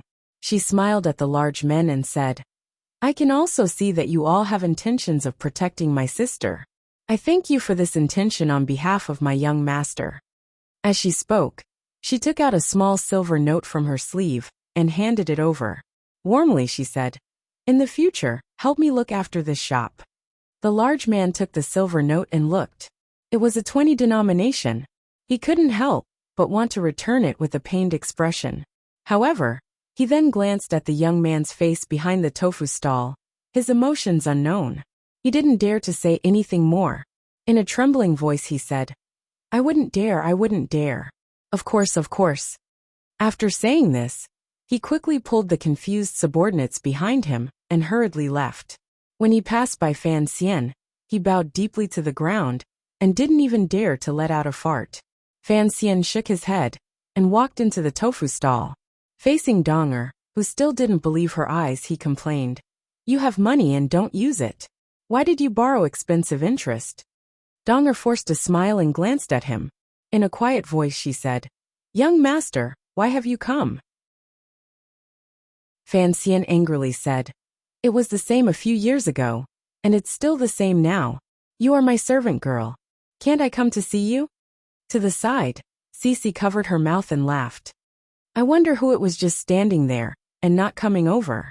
Having said this, she walked to Donger's side and affectionately held her hand. Donger was a little flustered as she rubbed her hands on the cloth in front of her. She smiled warmly. Fan Xian fixed his gaze on Donger's face and looked more closely at the wrinkles at the corners of her eyes. Time was merciless. It had not left too deep a mark on the young woman's face. However, the daily chores and small business always made her appear tired, particularly when he was standing next to Cici, and compared to Cici, a servant girl who lived like a prince, he appeared even more uncomfortable. Fan Xian sighed. Suddenly, he didn't know what to say. With a serious expression he asked, "Where is the little girl?" "She's at home with her father. Her father is not well." Donger glanced at Fan Xian's expression and smiled warmly. She had raised Fan Xian and knew what he was thinking. She could also guess why he was unhappy.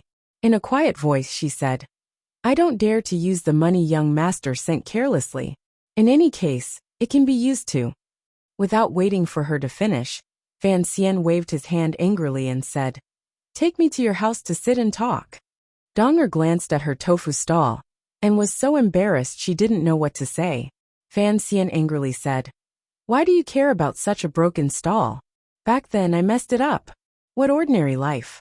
If you had always been with me, You wouldn't have to suffer such filthy air. Seeing his anger, Donger didn't say anything more. Cece went forward to hold her hand and walked out of the market. Fan Xian walked out of the tofu stall behind the two of them. He glared coldly at the gazes that were focused on him from all around the market. After thinking for a bit, he picked up the 2 pieces of tofu that he had finished making in his hands. Only then did he leisurely stroll out. After he left, the entire market exploded into noise like a frying pan. At this time, all of the peddlers recognized who he was and couldn't help but sink into shock and excitement. The imperial envoy had come to the market. What wonderful gossip it was, particularly when there was the servant girl of the past, the tofu beauty of the present, and other such guesswork. Did you see that? I told you. Young Master Fan is someone who cherishes old friendships. Since he has returned to Danzhou naturally, he will come to see Sister Donger. Someone clicked their tongue and sighed. Imperial envoy, how high of an official must he be to still be so nostalgic? Someone gossiped and someone scolded back. Don't you see that Sister Cece is also here? If you dare to spout nonsense again, be careful that someone from the manor will send you to the west to fight the Hu people. Regardless of how the discussion in the market fermented, the might of the Fan Manor was here. Fan Xian's reputation was here. Some rumors without a head or tail naturally died without any cause. However, Fan Xian's sudden arrival and the sudden closure of the tofu shop injected a glimmer of the liveliness of the already lively market in the morning. No one thought that there would be no tofu to eat in Danzhou today. Donger's home was in a small courtyard in a remote part of Danzhou. It was quietly hidden in the depths of a small alley. Although such an independent courtyard was common in Danzhou, it was still worth a lot of money. It had been bought by Fan Xian on the day of Donger's marriage, using the money from selling the internal court newspaper Pan Ling's calligraphy. At the time, Fan Xian had put in a lot of effort. Donger did not dare disobey the wishes of the 11-year-old young master, and had lived there until today. However, the decorations in the courtyard were somewhat old. Fan Xian walked into the courtyard and looked around. He found that it was relatively clean and tidy. Nodding his head with satisfaction, he placed the 2 squares of tofu in his hands on the stone grinder. Putting his hands behind his back, he entered the main hall. Donger was busy pouring tea and taking out snacks. Fan Xian stopped her and smiled. It's not like you don't know my temper. I don't like to eat those things. Donger smiled warmly and said, at that time, everyone in the manor said that the young master was a strange child. A child who didn't like to eat snacks, but liked to gnaw on bones. Yes, a strange child. Fan Xian sighed and said, only you don't think I'm strange. Cece randomly wiped at the low couch. She knew that Fan Xian didn't care about such things, so she invited him to sit. Fan Xian shook his head and lifted the curtain on the left side of the main hall. Without any awkwardness, he charged in. Entering the room, he saw a man about 30 years old struggling to get up from the bed. The man's features were regular and had a sense of loyalty. However, his face was a bit pale. It looked like his health was not very good. Seeing Fan Xian go into the room, Donger jumped up in panic and quickly followed him in. Young master, this is where the 6th day. What are you doing in here? The man on the bed was Donger's husband. His surname was Mai. He had long guessed the identity of the visitor. Ever since he knew that the young master of the Fan family was returning to Danzhou, he had been discussing with Donger whether or not the young master of the Fan family would come to visit. After all, the difference in their statuses was too great. Thinking that this matter was very unlikely, the two of them relaxed and did not make any preparations. Young Master Fan, don't come in, he said in a panic. He was quite frightened. Fan Xian smiled and directly sat down by his side. One hand felt his pulse and used his gaze to indicate for him to calm down. Donger stood at the door and guessed that the young master was treating her husband.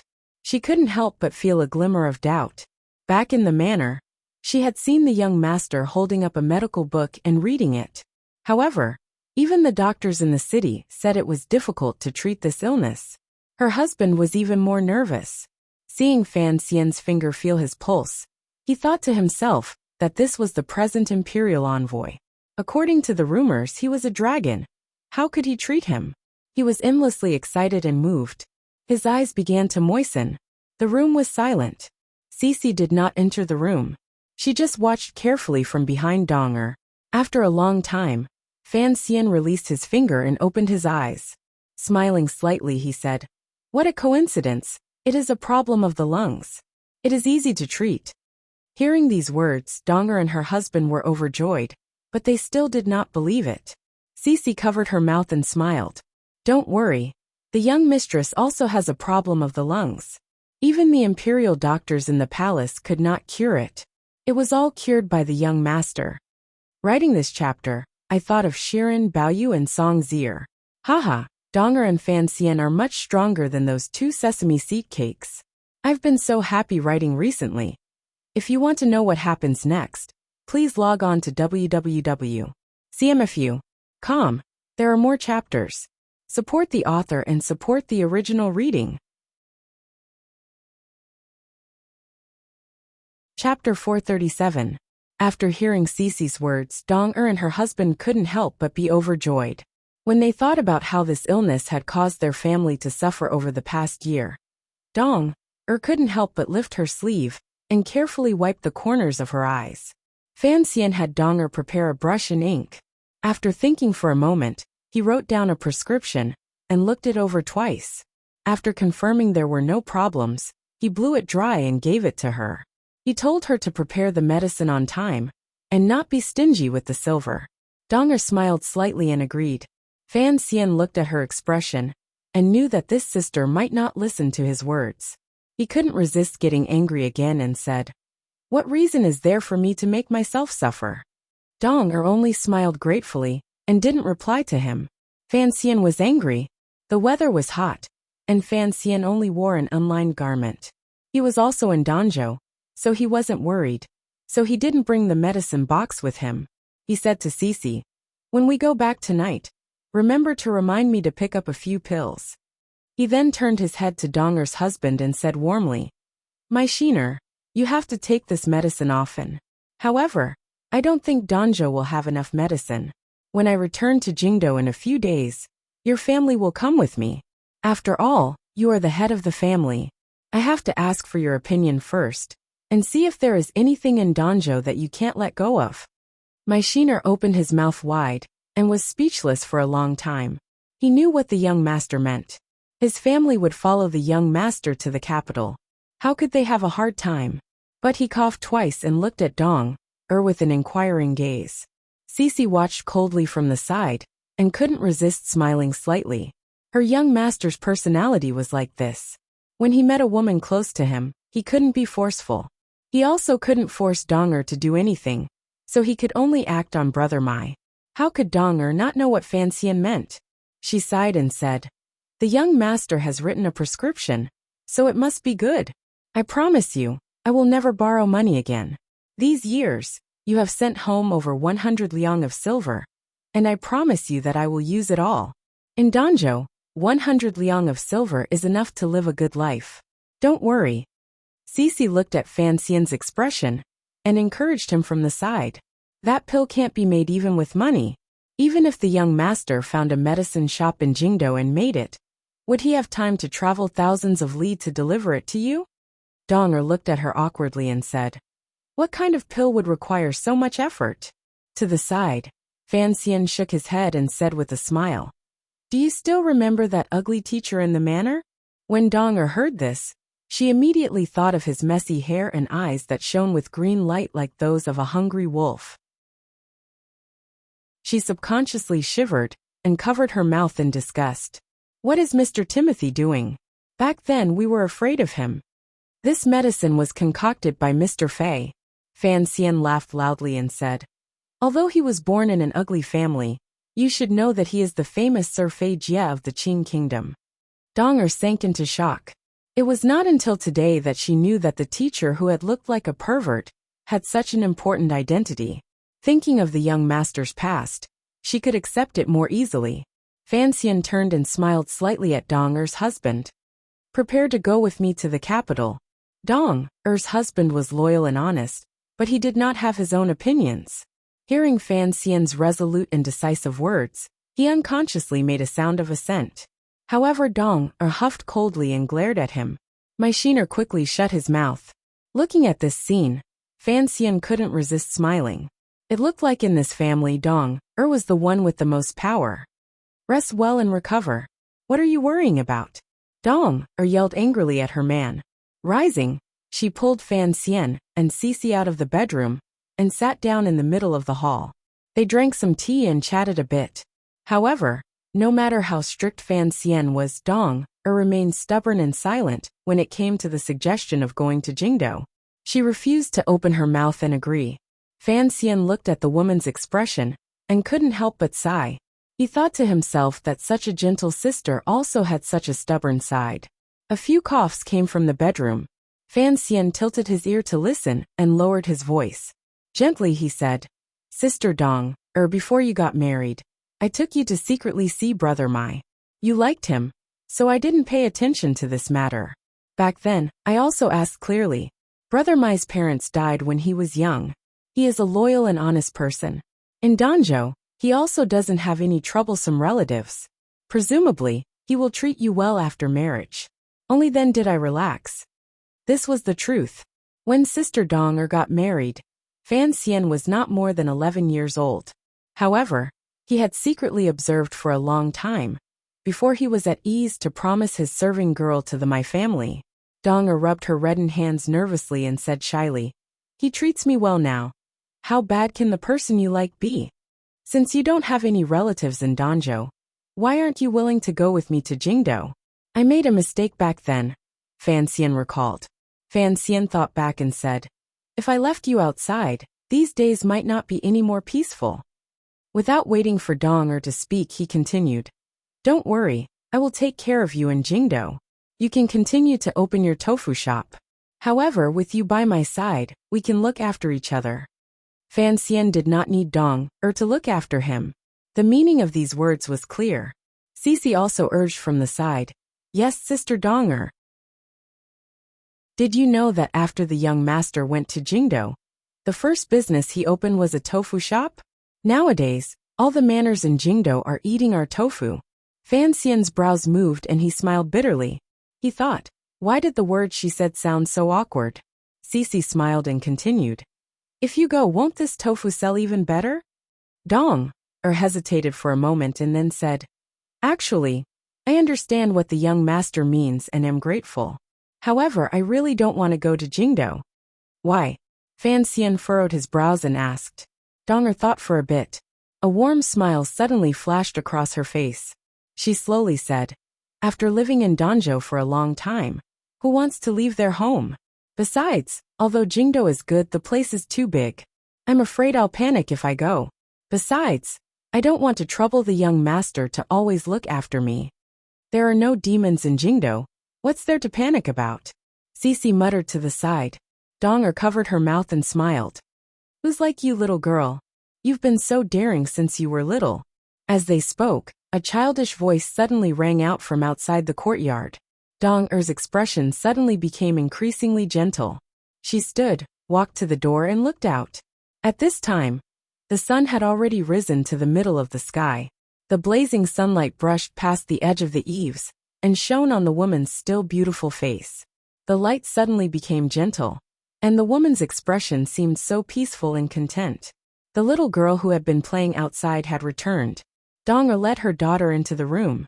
Pointing at Fan Xian sitting in the middle, she said, Call him young master. Fan Xian looked at the little girl held by Dong-er's hand. A genuine smile rose to his face. In the blink of an eye, 2 years had passed. The girl's eyes had already opened up. She had inherited her mother's elegance and was beginning to be eye-catching. The childishness between her brows made one feel pity for her. Particularly, her spirited and lively eyes were staring curiously at him. Call him uncle. Fan Xian reached out and pulled the little girl into his arms. Looking at her nervous and uneasy, he smiled and said, We haven't seen each other for a few years. How come you don't recognize me? The little girl raised her face and looked at Fan Xian's beautiful face. She tilted her head and thought for a moment. Suddenly she giggled and said, Uncle, where did you go to play? Just as Fan Xian had been raised by Dong-er, Fan Xian often hung out at the tofu shop when he was young. He had also carried this child countless times. Furthermore, he doted on and loved her. He often bought little things for her. Thus, the little girl had a deep impression of this uncle. Although she was still young, she remembered it clearly. "She's 9, right?" Fan Xian asked Dong, as he studied the little girl's face in his arms. Dong smiled warmly and said, "You have a good memory, young master. She'll be 10 in a few months." Fan Xian looked at the large cloth bag on the little girl's body. Lifting her above his head, he weighed her. Satisfied, he said, "Your body is not weak. However, a little girl shouldn't go out and play all day. She's so young. Dong, don't let her do things. It's hard on our girl." Dong smiled and said, "How could I bear to let her do things? She just came back from school." Fan Xian turned to look at her curiously and put the little girl down. The little girl obediently bowed to Cece. Only then did Cece pinch the little girl's cheeks with heartache. She took out the gift that Fan Xian had prepared and placed it in the little girl's hands. The little girl looked at her mother. Having received permission, she happily accepted the gift. As she rubbed her slightly aching face, she said to her mother, "Mother, I'm going to brew some medicine for father." Dong looked at her pitifully and nodded. The little girl skipped happily into the inner room with the gift in her hands. Looking at this scene, in addition to the previous sentence, Fan Xian suddenly saw Dong in a new light. To be able to raise such a sensible child, Dong was truly not simple. Although many noble young ladies in the Qing kingdom would go to the family school to study when they were young, and there were even private schools for girls in the capital, among the common people, the status of girls was still very low. As for going to school, that was something that had never been heard of. For Dong, to be able to let her own daughter go to school, her boldness was not something an ordinary girl could compare to. Fan Xian looked at her and said in praise, "You've done well. This child must continue to study." Dong smiled warmly. After thinking for a while, she said, "It's just that she is a girl. Although she knows that learning to read and understand is always good, I don't know what to do in the future." "What to do?" Fan Xian laughed. "With me, her uncle here, she can do whatever she wants under the sky." This was a promise. Dong was overjoyed, but she knew that the young master did not like her bowing, so she only looked at him gratefully. Fan Xian then said seriously, "Don't make random marriage arrangements. Even if you want to marry, you have to let me know first." Dong smiled contentedly and nodded. As they chatted, it was time for lunch. Dong said awkwardly, "Young master, please sit for a while. I'll go prepare." Fan Xian knew that if he ate at her house, there would certainly be a lot of noise. He might even have to borrow some ingredients from the neighbors, so he quickly stopped her. "Of course we have to eat at your house, but don't make it so troublesome. We'll just eat the tofu rice you used to make in the past." Dong suddenly made a sound and held her forehead angrily. "I haven't even ordered the starch yet. If it's left in the shop, I'm afraid it won't be edible." Fan Xian smiled and said, "Did you forget that I brought 2 plates?" After busying themselves, Dong husband was also helped out of the bedroom by the little girl.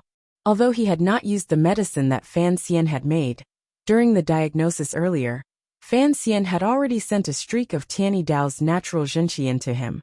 So my Miaoer's spirit was clearly much better.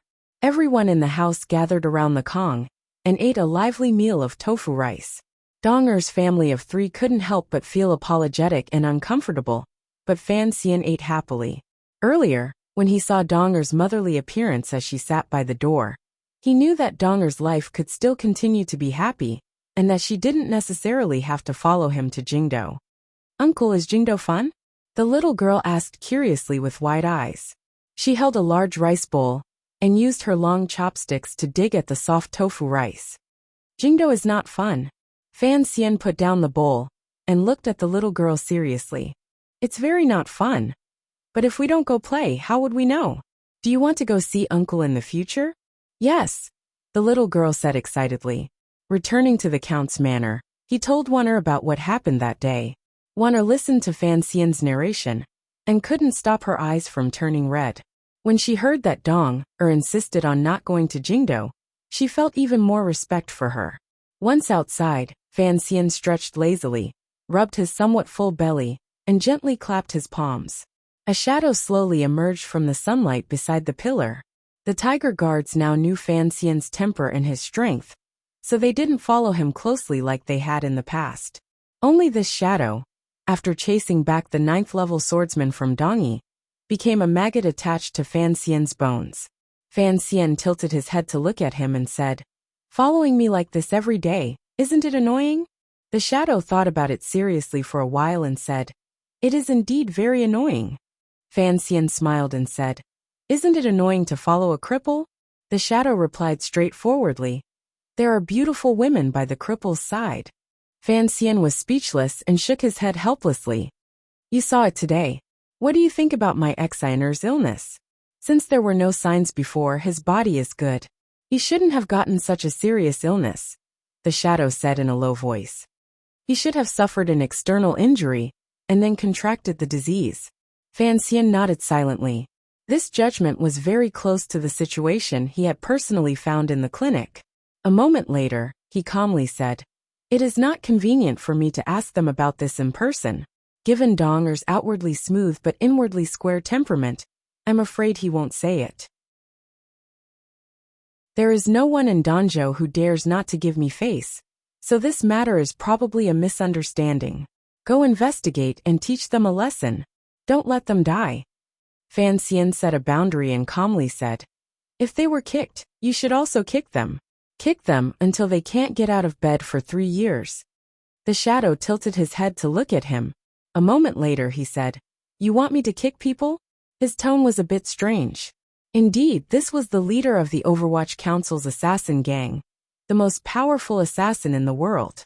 Would Fan Xian order him to kick people because of a small matter in a remote province? "You are the best in the world when it comes to killing people." Fan Xian smiled warmly and patted his shoulder. "Presumably your ability to kick people is also not bad. Thank you for your hard work." The shadow had nothing to say and sank back into the darkness. Coming to his grandmother's bedroom, he followed the customs of previous years and properly bowed to greet her. He then told her what had happened when he went to see Donger. Fan Xian knew that in a place like Danzhou, there was nothing that could be hidden from his grandmother, so he felt vaguely uncomfortable in his heart. His grandmother should know what he was thinking. How could she bear to let her serving girl suffer such filthy treatment in the city? Even her husband had been bullied to the point of lying in bed.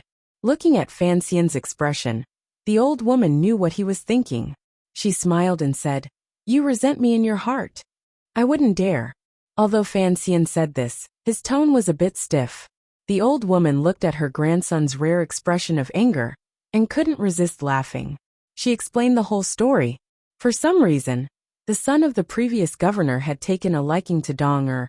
However, that son was not an idiot. Of course, he would not use force in Danzhou in front of the count's manor. He would only go to the tofu shop and pester her shamelessly. Donger had been pestered to the point where she couldn't do anything. But he didn't use any despicable methods, so she could only endure. Although a woman could endure, a woman's man could not. Maiguer finally exploded out of his little universe and gave the son a good beating. After all, the son's father was the current governor. Although Donger's husband's body was sturdy, he was no match for a crowd of fists. He was knocked to the ground and sent to prison. It was only because the old woman spoke that the governor did not continue to pester him. Because of this, Maiguer was kicked in the chest and suffered some damp and cold air in the prison. He fell ill and lay in bed the entire time. Listening to his grandmother's narration, Fan Xian's expression was calm. Now that he knew the cause of this matter, he also understood why Donger was silent. In the end, it was Maiguer who made the first move. Furthermore, although the people of Danzhou knew of his relationship with Donger's family, in the eyes of the people of the world, even in his grandmother's eyes, Donger was just a servant girl who had long been kicked out of the family. She was a servant, while the other was the son of the governor. The difference in social class was always there. With such an outcome, the people of Danzhou would not feel that the Fan Manor had done anything wrong. On the contrary, they would feel that the Fan Manor had helped Donger's family greatly. However, Fan Xian would not think this way. In his heart, the division of people was never based on social class. It was only based on closeness. The old woman looked at his thoughtful expression and couldn't resist opening her mouth to ask, "What is it?" "Nothing." Fan Xian raised his head with a smile. "I'll have someone go and kick that son." The old woman started and immediately smiled. "Then go ahead and kick him, as you please. If you want to know what happens next, please log on to www.cmfu.com. There are more chapters. Support the author. Support the original reading. Chapter 438. After some small talk, Fan Xian took the opportunity to once again bring up the suggestion of asking grandmother to come with him to Jingdo to retire. Just like that night, the old woman used her silence to express her attitude. Fan Xian couldn't resist sighing and said, "Why don't you all want to go?" The old woman knew he was talking about Donger's family and smiled. "Living in Jingdo is not easy. Furthermore, Donger is so close to you. Don't forget, the girls at your side have all been taught by you to have their hearts higher than the sky. They are unyielding and ruthless, and no one is as easy to deal with." Fan Xian started and rubbed his head. He thought that this was indeed the case. Xiaoya, who was still in the manor, was the youngest of those who had followed him. Looking at her mouth, she was also a ruthless and unforgiving character. There was also Xiaoqing, who had brought her man back to the manor to see him a few days ago. Xiaoqing's man was a scholar with scholarly honors. In the end, in front of Xiaoqing, he didn't even dare to breathe too loudly. Xiaoqing and Xiaoya were like this, not to mention Donger, and the usually impudent Cici. The girls in the manor had truly been spoiled rotten by him, and had been taught badly. Where they were placed, they were all unyielding characters and didn't care about the rules of this world. Although they all appeared gentle on the outside, their hearts were clear. As Fan Xian thought about it, he smiled with some self-satisfaction. Even if he couldn't change much in this world, he had at least changed the thoughts and lives of a few women. It was not bad. Of course, it was only the girls who followed him that could have such benefits. If they didn't have him behind them, with the temper of these 4 girls, it would probably be difficult for them to move an inch in this world. A night without words. The next day, a piece of news came from Danzhou. It said that the young master of a certain manor had been forcefully kicked and spat up a number of bowls of blood. He had urgently found a doctor to save him and was lying in bed moaning. No one had seen the culprit, and Danzhou had always been a simple place with good public order. The people were honest and dutiful, without a trace of banditry. They had never heard of a young master of a noble family being beaten up like this. The entire Danzhou was shocked. The Zhizhou was furious. He was prepared to investigate this case carefully and give the previous teacher a great deal of face. However, when the advisor moved close to his ear and said a few words, the Zhizhou immediately calmed down and returned to his Jingxin Zhai to drink tea. The clever people of Danzhou slowly guessed the reason for this matter. No one dared to discuss it too much. The residence of the young master who had been beaten up was filled with hatred and resentment, but he didn't dare to cry out to the rest of the world. Instead, he respectfully sent someone to Dong's courtyard to hand over the medical fees and compensation for the past 2 years. The matter died down very quickly. The people of Danzhou knew that the young master of the Fan family was not someone who liked to cause trouble. He was just someone who protected his own people, so they were not too worried. After a few more days, a secret edict from Jingdo and a report from Jiangnan were sent at the same time to the count's manor. Fan Xian lowered his head to look at the 2 thin pieces of paper. He knew that his trip to Danzhou had come to an end. Involuntarily, a glimmer of reluctance welled up in his heart. After all, he was the commissioner of the Overwatch Council and an imperial envoy with full power in Jiangnan Road. Furthermore, he was still young and healthy. He could not follow Chen Pingping and hide away in his favorite place to retire. Although Danzhou was good, he would eventually have to leave. In the morning of the next day, Teng Zijing took Lin Debao and the 3rd prince out to sea to fish again. Fan Xian had finally fulfilled his promise to Wan. Holding her little hand, the 2 of them used their slow steps to step on the Danzhou soil. Feeling the atmosphere, they carried out an enriching 1-day tour of Danzhou. After a little disguise, the husband and wife went to the lively market, went to the beach by the pier, looked at the beautiful white birds that Hong Chongqing hated bitterly, squatted at the back door of the Count's mansion, and told stories for a while. Only then did they go to the extremely quiet grocery store. Wanner smiled warmly the entire way, and allowed her husband to hold her hand as they walked quickly or slowly. She knew that all of these were Fan Xian's most beautiful memories. He had brought her here today in the hope that she could also share in the most gentle and beautiful part of his heart. The grocery store was quiet. The dust was still thick. The couple were both lazy people, so they couldn't be bothered to clean up. They just stood in the room and looked around, talking about old times. Wanner listened quietly to Fan Xian reminiscing about his childhood, with a myriad of emotions. Her heart couldn't help but tremble. She thought that it was not only her life in the royal palace that had been tense and dangerous. Even her husband's childhood, other than happiness, also had many hardships and hardships. Her hand gently held the kitchen knife. Smiling slightly, she said, "Then, I will use this knife to cut the shredded radish for you to drink." Fan Xian smiled happily and nodded his head. Wanner glared at him and said, "Drinking sorghum at such a young age, aren't you afraid of getting drunk to death?" Fan Xian smiled and didn't say anything. Lin Wanner suddenly opened her large eyes and said curiously, "Where is the cliff you practice martial arts on? Is it like the steep slope on Song Mountain? Can you take me there to see?" Fan Xian was startled and said, "That place is dangerous. You can't go up." Lin Wanner made an "oh" sound, but her round face clearly expressed a strong sense of regret. Fan Xian looked at her and suddenly said, "Hold me tightly." Lin Wanner paused for a moment and then chuckled. Her hands passed through Fan Xian's arms and hugged him tightly, just like that night on the bed. She was afraid that he would disappear, and she was even more afraid that he would be immersed in the atmosphere of Danzhou. On the precipitous cliff by the Danzhou Sea, Fan Xian and Lin Wanner stood hand in hand on the edge of the cliff. A few steps forward was the abyss, the ocean, and the snowflakes. The sea wind blew against their faces. The sun above their heads seemed a bit further away than it did on the ground. It was clear and scattered with a layer of light, but it did not seem very hot.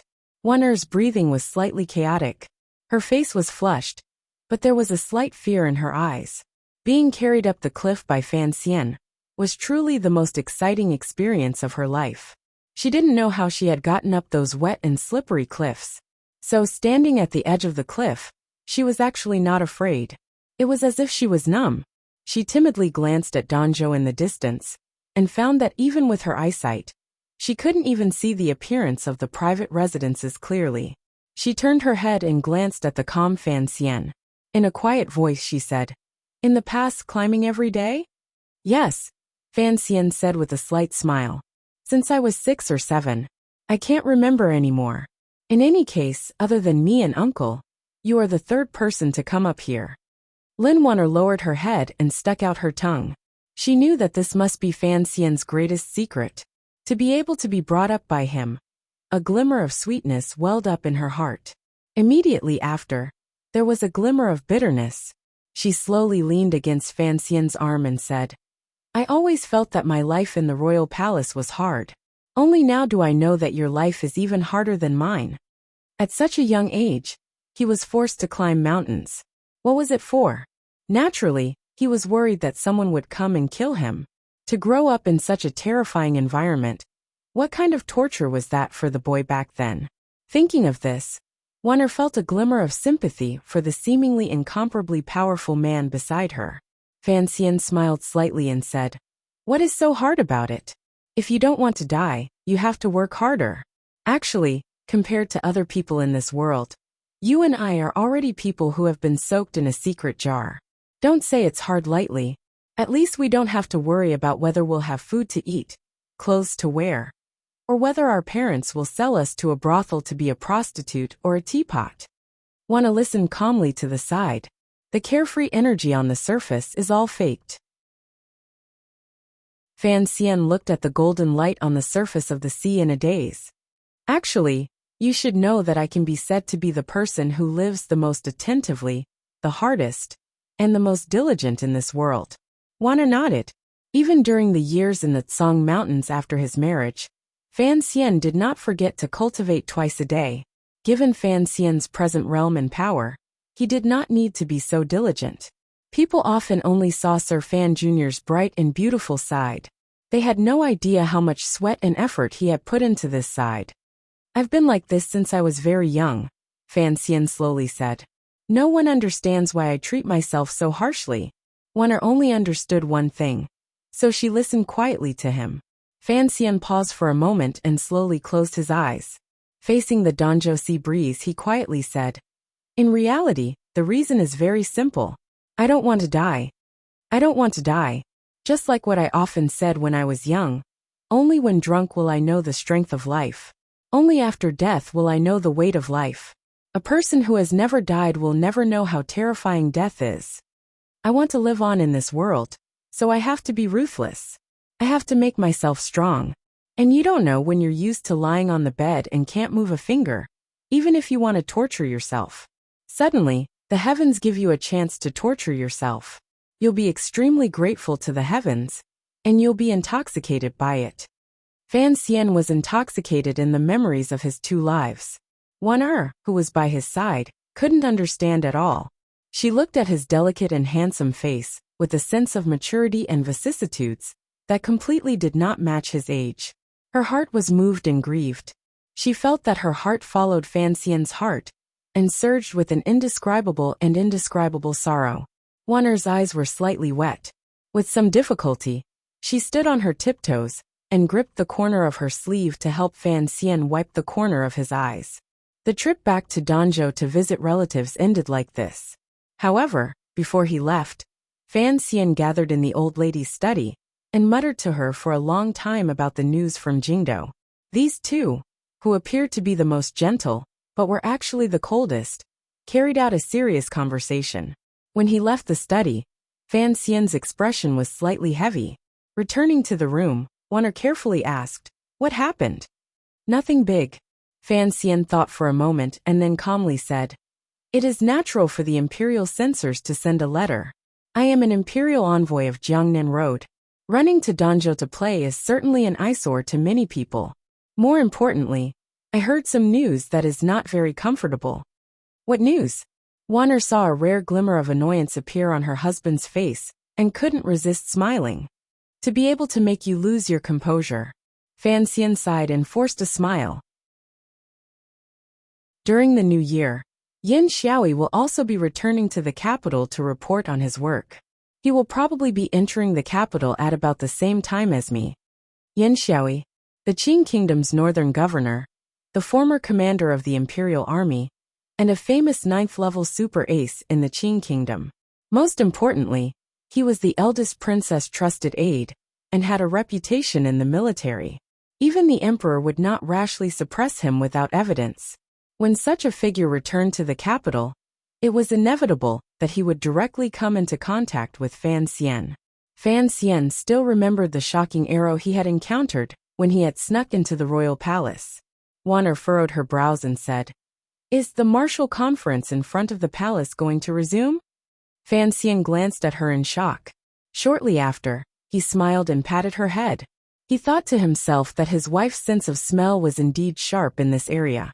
Nodding his head, he said, "I heard it is the Bureau of Military Affairs' intention. The military has suggested resuming the martial conference to raise the morale of the people." "What did the emperor say?" Wan'er asked worriedly. She knew that the Qing Kingdom was a country that conquered the world on horseback, and had always placed great importance on military achievements. However, after 3 northern expeditions, the emperor had recuperated in preparation for another battle. He had turned his gaze to governance, and stopped the most important annual martial conference many years ago. "Naturally, the emperor will not object," Fan Xian said with a slight smile. "This is a good thing. The court has been in peace for too long. Even the Jiaozhou Navy has changed. Naturally, they need a reason to rally the military's morale."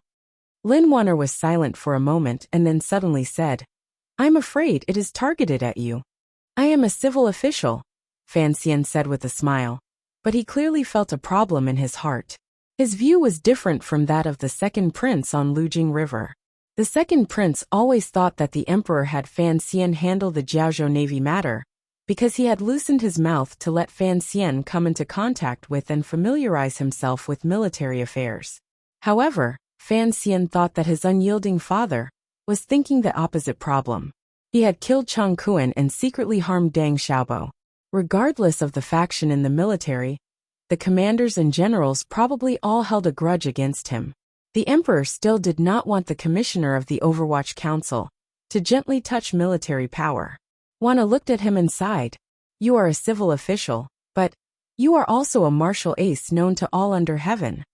Fan Xian's eyebrows rose. You mean that Yan Xiaoyi will challenge me in the martial conference when he returns to the capital? The people of the Qing kingdom loved martial arts.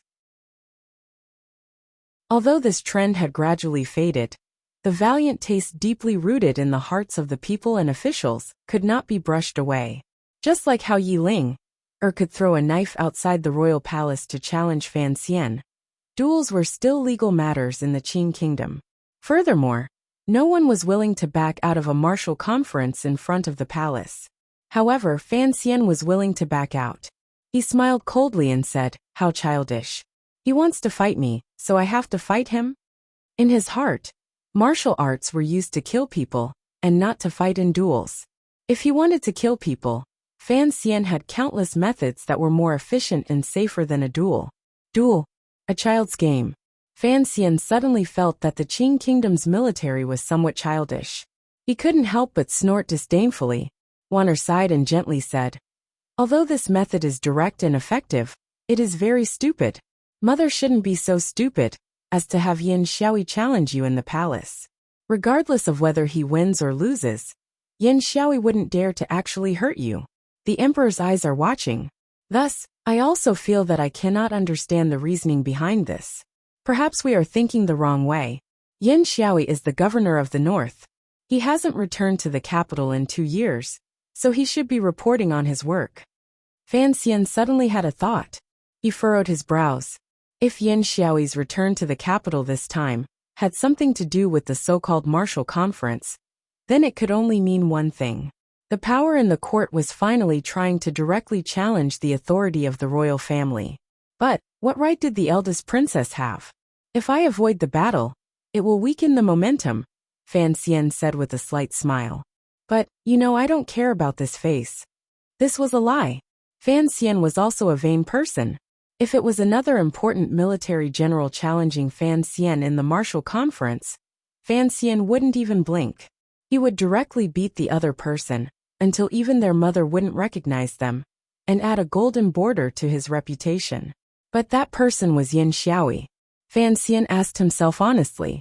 Even though his injuries had long healed, and he had the help of Haitong's heart of Tianyi Dao, and he had long stood firmly at the peak of the 9th level, if he were to truly face a super warrior who could shock the world with one arrow, he still wouldn't have it easy. On his side, there were 2 people who could stand against Yan Xiaoyi, Haitong and the Shadow. The problem was, these 2 could not act for him. On his side, there was still one person who could easily finish off Yan Xiaoyi and Uncle Wu Zhu. The problem was Uncle Wu Zhu had once again left home. Amidst Fan Xian's nervousness, he suddenly and inexplicably became excited. The tip of his nose seemed to smell the salty and wet smell of the sea cliff. If after returning to the capital, he truly had to fight Yan Xiaoyi head-on. If he didn't rely on those little tricks, just how far could he go? Jingdo Wind and Thunder Warriors Martial Arts. These words tempted Fan Xian's restless heart. He was silent for a moment. Suddenly he raised his head and smiled. Gently he said, "I won't fight, but how about trying to kill him?" Wanner opened her eyes wide, and was speechless for a moment. "I am about to leave Danzhou. I know some friends feel that this section is a bit long, but before I entered Danzhou, I said in advance that this is a section that I think is very important. I will write it in great detail. Fan Xian's return to Danzhou is the content I passionately hoped for when I wrote the first volume. After looking forward to it for almost a year, I have finally come back. How can I not miss it? How can I not put my heart into it? If I don't write about Donger, I will slap myself, haha. Also, when writing a novel online, It is actually very difficult to write about the main character's personality, 3 views, and the like in large chunks. It can only be reflected through small details in different chapters. This is a very complicated matter, so I need the donjo section. These chapters are to help this novel stand out, and also to satisfy my own interests and aesthetic inclinations. Although they may not be very powerful, I still have to write. No? Writing is so tiring. If I wanted to twist the plot, I would certainly write much faster, and I would also earn more money. It is only a problem of rhythm. I am still learning. The rhythm of a popular novel fluctuates. This is a very difficult problem. There is no trick to it. I can only master it. The more I write, the better I get. I hope that in my future writing career, I can reach a certain level. I hope everyone can see me continue to improve. Finally, I very sincerely ask everyone to vote for me. This is the middle of the month, and I really need everyone's monthly votes. Those who love Dong please give me a monthly vote. Those who love Won please give me a monthly vote. Those who love Dong please give me a monthly vote. Those who love Yin Xiaoi also have to give me a monthly vote. Writing a book needs to be very sincere, and canvassing for votes also needs to be very sincere. Just like yesterday, a reader in the book review remembered a joke from many months ago. Diarrhea. But don't forget to canvass for votes. I have said so much very seriously. Everyone is not allowed to laugh. Just give me a monthly vote. To be continued. If you want to know what happens next, please go to www.cmfu.com. There are more chapters. Support the author. Support the original reading. Chapter 439. On a winter day in the 6th year of the Qing calendar, the gloomy dusk sun shone through from the distant Song Mountains. The weather was very cold. The private residences in the wilderness were all white. It was snow. The clouds gradually thickened and swallowed the gloomy sun into darkness. The wind also gradually grew stronger, picking up the accumulated snow on the ground and sending it dancing in the air. More snow fell from the sky. Snowflakes of different colors from different places used the power of the wind to tangle together. In the oppressive air, they twisted and turned their heads, displaying different levels of whiteness and coldness. The wind and snow rose again. The people hurrying on the road were unspeakably miserable. They all searched for the nearest cottage or inn to rest. This year, there had been no floods in the Qing kingdom, but the snowfall was not small. Fortunately, during the summer, the disaster relief in the Jiangnan counties had gone unusually smoothly. The affected people had a place to stay, so the chances of them freezing to death were much lower. This was Yingzhou, the province that had suffered the most from the floods. It was also the place where the bandits were the most ferocious after the disaster. However, ever since the imperial envoy Fan Xian had come to Jiangnan, the bandits in Yingzhou had become much more well-behaved, perhaps because they were afraid of the might of heaven or the legendary methods of Sir Fan Jr. They had already disappeared for a long time. It was because of this that there were travelers who dared to walk on the road in this snowy day. However, now that the man-made disaster had passed, the heavens did not give them any face. Although the Yangtze River had not been sealed, not many people were willing to brave the harsh cold and walk in the direction of Jingdou, other than the group of carriages that were all black. The windows and lower edges of the carriages were sealed very well. Not a sliver of cold air could penetrate. However, the thick cotton curtains in front of the carriage blocked the attack of the wind and snow. Occasionally, they gave out a few muffled cries of sorrow. There was a heater in the carriage. A gust of hot air followed the fragrance and rose into the air, making the carriage as warm as spring. It formed a clear contrast with the harsh cold outside. Fan Xian felt a little hot. He put 2 fingers on his right hand to his neck and loosened the buttons on his fur coat, exposing his neck. He took 2 deep breaths and put down the file in his hands. He squinted and looked out of the carriage. Outside the carriage was a vast expanse of whiteness. The houses of Tsongshan village, the winter fields and ponds were all covered in snow, frozen into ice mirrors. The scene of the flood that they saw when they passed by this place in the past was no longer visible. The people who died in the flood had long been buried. Perhaps their white bones were still trembling in the depths of the snow. In the distance was a row of simple and crude houses. It could be seen that the materials used to build them were not very sturdy and could not keep out the cold. Looking at the spots of firelight and warmth seeping out from inside, Fan Xian nodded his head with satisfaction. As long as there was firewood for the stove, it was fine. Although the commoners lived hard lives, they could endure it. A little warmth could protect them through this harsh winter. Let's find a place to rest. Fan Xian looked at the snow-covered Overwatch Council carriage driver outside the carriage and couldn't resist furrowing his brows. Although it is important to hurry, don't get sick from the cold. Yes, sir. The group of carriages slowly made a turn and drove along the widest ridge toward the neighboring village. Fan Xian was returning to Jingdo to report on his work. The court had set the date of his return there. Who knew that they would run into the heaviest snowfall in years and be delayed in Shazhou for a few days? Time suddenly became tight.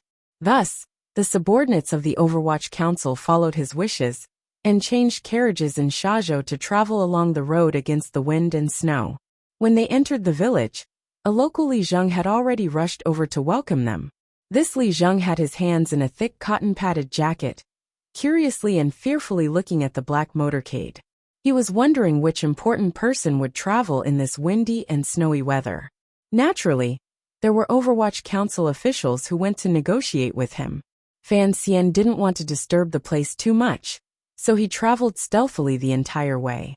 He got off the carriage and felt the snowflakes follow the cold wind into his collar. Unconsciously, he tightened his buckles and walked toward the village with the silver-white fox fur cloak. Hong Chongqing led a few swordsmen of the 6th Bureau and followed silently behind him. Fan Xian glanced out of the corner of his eye and thought of Wan Er, who was still busy in Jiangnan. The third prince had already returned to the capital a month earlier. In order to ensure his wife's safety, he had left Gaoda and the other 7 tiger guards in Hangzhou. When they left Danzhou, it was early autumn. Fan Xian and his group first returned to Hangzhou. These few months were mainly used to clean out the remnants of the Juanshan conference in Jiangnan, as well as other matters. The matter they had agreed on in Danzhou had been approved by the palace. Wan Er had taken the lead. The matter had developed unexpectedly smoothly. The Xiong family of Lingnan and the Sun family of Chuanzhou had both invested a large sum of silver into the conference. Even the Ming family, which was like a declining mountain, had shown some interest. However, Wan Er still hadn't thought of a name for this organization or its true use, so she had first taken the name of the Hangzhou Conference and made do with it. With the support of Silver and Fan Xian's connections, the Hangzhou Conference could easily purchase northern cheese grain ahead of time. It could easily connect with the various provinces without worrying about the government finding trouble. Additionally, with the connections of the Fan, Lu and Lin families all over the world, as well as Xia Qifei's Jiangnan water bandits channeled deep into the people, the Hangzhou Conference developed quickly. The entire Jiangnan disaster relief work, other than the quartz channel, had another smooth and speedy channel. However, Fan Xian and Wan Er had always been hidden behind the scenes. Not many people knew the role this couple played in the Hangzhou Conference. They all thought that this matter was led by nobles in the palace in Jingdo, and the palace treasury transport company Yamen was a tool. There was another heavy snowfall in Jiangnan this winter. Who knew how many families would run out of food, how many farmhouses would be crushed, and how many people would freeze to death? Lin Wan Er had to stay in Hangzhou for a while. At least, she had to help the Jiangnan people get through this period of time before anything else. It was still the same old saying. Even if she couldn't help much, it was better than nothing. Lin Wan Er busied herself in this matter. Her talent for strategy, which had long been helplessly suppressed, finally revealed a corner. Fan Xian did not put too much effort into this matter. It was just his wife alone using letters to control all aspects. Whether coldly, majestically, or gently, she controlled this strange beast. She carefully had it plow the fields for the people under heaven, yet she did not make the government, the driver, feel unhappy. However, this matter was somewhat arduous. The degree of propriety and triviality made even Fan Xian fear it like a tiger. Wan Er had finally found something that could prove herself. How could she let it go so easily? Thus she worked tirelessly. When Fan Xian left Hangzhou, he was worried that she would not be able to take good care of herself. The wife of the Teng family was also a servant who deeply feared the mistress, so he decided to leave Cici there. As Fan Xian thought about this, he quickly walked into the village. The carriage had already been set up. He left behind people to guard the place. All of his subordinates, a total of 30 or so people, followed him into the village and entered the almost empty family school. Li Zheng carefully followed behind. He did not dare ask who this important figure, wearing the expensive fox fur coat, was. He could only guess endlessly in his heart. After entering the empty family school, someone had already started a stove. After the ginger and sugar water was cooked, the women in the village hurriedly poured it into bowls and respectfully presented it to the officials. Fan Xian picked it up and took a sip. He didn't say anything. His clear and spirited eyes only stared in a daze at the row of houses outside the main door. He suddenly opened his mouth and asked, "If the snow gets heavier, will these houses be able to hold up?" This village was still in Yingzhou. It was also a pitiful place that had been hit by a flood last year. This row of houses had been gradually built last year. They looked thin, so Fan Xian was a bit worried. Li Zheng paused. He wasn't sure if this person was asking him. Hong Chongqing coughed and gave him a meaningful glance. Only now did Li Zheng wake up. His half-bent body moved a few steps closer to Fan Xian and respectfully replied, "Master, in a few days, the snow will be even thicker. Whether or not it will be able to hold up, I'm really not sure." Fan Xian glanced at him with some surprise. He thought it was rare for a mere Li Zheng to not keep on boasting. He smiled warmly and said, "Then, won't you have to patrol every day?" Li Zheng chuckled and said, "Master, what are you talking about? With such heavy snow, as Li Zheng of course, I have to look at it every day." He then proudly said, "However, I think it shouldn't be a problem. Don't look at these houses as unremarkable. They were designed by the master craftsmen of the palace treasury. I heard that the 3 large workshops all live in these kinds of houses. The snow should be fine." Fan Xian began to laugh. His subordinates behind him also began to laugh. Li Zheng was a bit confused. He thought, what is so funny? He asked a few more questions about whether there was enough firewood and briquettes. Fan Xian then ended his conversation with Li Zheng. Involuntarily, a complicated emotion welled up in his heart. The power of the Qing kingdom was indeed powerful. As long as it was operated properly, it would not be a problem to ensure these commoners a normal life. As for himself, he seemed to be gradually getting used to the feeling of being a powerful official. Although he was just passing by, he couldn't resist asking a few more questions. "Powerful official?" Fan Xian sighed and walked to the door of the school. Narrowing his eyes, he looked at the darkening sky outside, the colder wind, the heavier and heavier snow, and the deeper and deeper cold. His thoughts floated to another place. The first time he thought he should be a powerful official in this life was when he said it to his father. The second time was when he was drunk in Shangjing in northern Qi. Haitang left.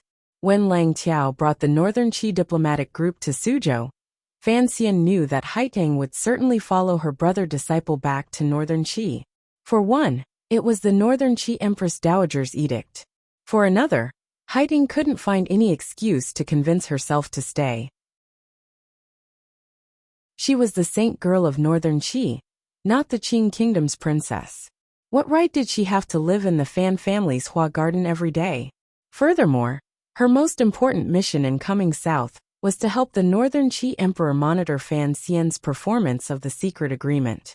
Given her relationship with Fan Xian, it seemed that even the northern Qi emperor had a headache.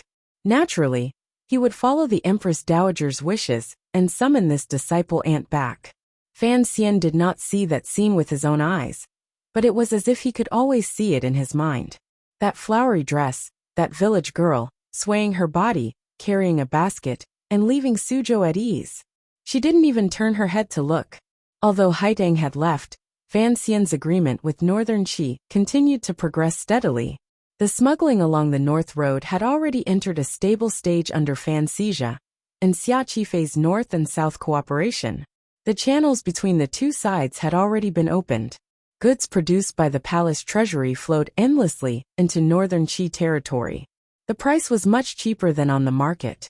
The Qing court had lost a great deal of silver because of Fan Xian's secret mischief, but the Hangzhou conference had gained a great deal of silver. It was all the people's silver.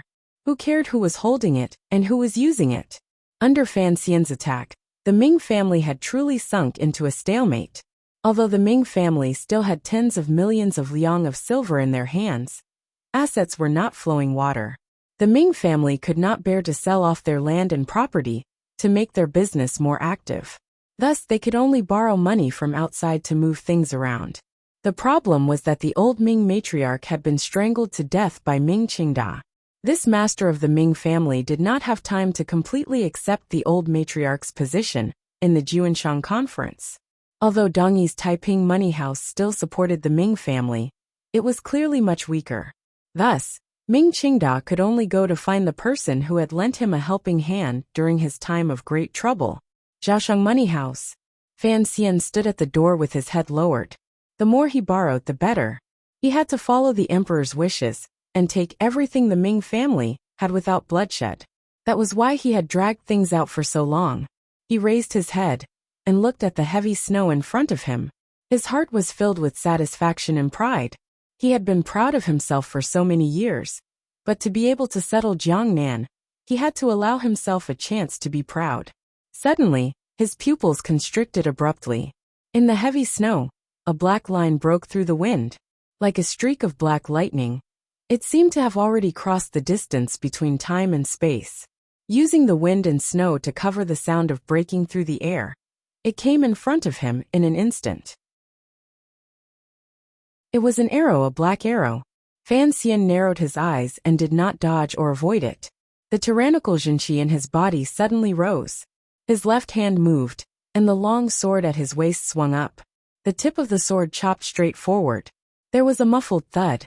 Fan Xian's seemingly simple, but actually ruthless strike struck empty air. A green banner suddenly appeared in front of him. Under the banner was a green-clothed man, with a green cloth band tied to his hair. The soul-eating arrow landed on the pole in the middle of the banner. The feathers of the arrow trembled endlessly. He saw two large words written on the banner. Taixiang. The secret agents of the Overwatch Council had long reacted. 6 swordsmen held hard crossbows and surrounded the green-clothed man in the center. The other 6th Bureau swordsmen had already followed the snowflakes in the dark night toward where the arrow had come from and disappeared into the darkness. Fan Xian looked at the green-clothed man. His gaze was calm. No one knew what he was thinking. Suddenly, he opened his mouth and said, "Return." With one simple word, all of the 6th Bureau swordsmen who had snuck out to chase after the archer obeyed the order and stood silently on the snowy plain in front of the school, surrounding the green-clothed man in the center. Fan Xian raised his head and glanced at the green banner. Suddenly he said, "Fortune teller, did you calculate that someone was coming to assassinate me?" The green-clothed man lowered his head. His face could not be seen clearly. He only smiled slightly and said, "How could a mere little arrow hurt Sir Fan Jr.?" Fan Xian calmly said, "That is why I do not understand. The big arrow did not move, so how did the little arrow come?" The green-clothed man warmly said, "The little arrow is young and has a fiery temper. He is always a bit impulsive." Fan Xian was silent. The green-clothed man continued, "I am also not a fortune teller." He put 2 fingers together and pointed at the 2 words on the banner in his hand. "My surname is Tai, and my name is Xiang.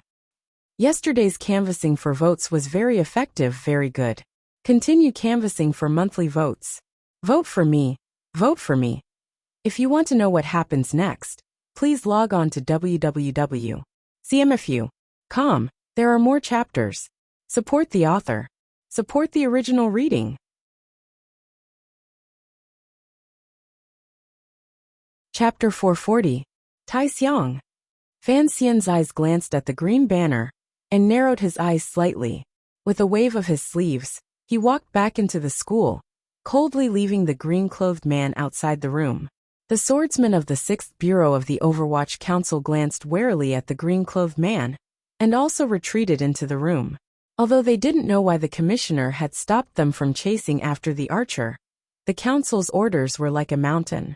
No one dared to raise any objections. The green-clothed man tilted his head slightly and held the green banner in his hand. He seemed to be startled. Heavy snow swirled and fell in the darkness, gradually accumulating on his shoulders. This scene was indeed a bit strange. After the sudden assassination, Fan Xian was as quiet as if nothing had happened. He paid no attention to the green-clothed man who had suddenly appeared in front of him and helped him block that frightening arrow. It was as if he had no interest in talking at all.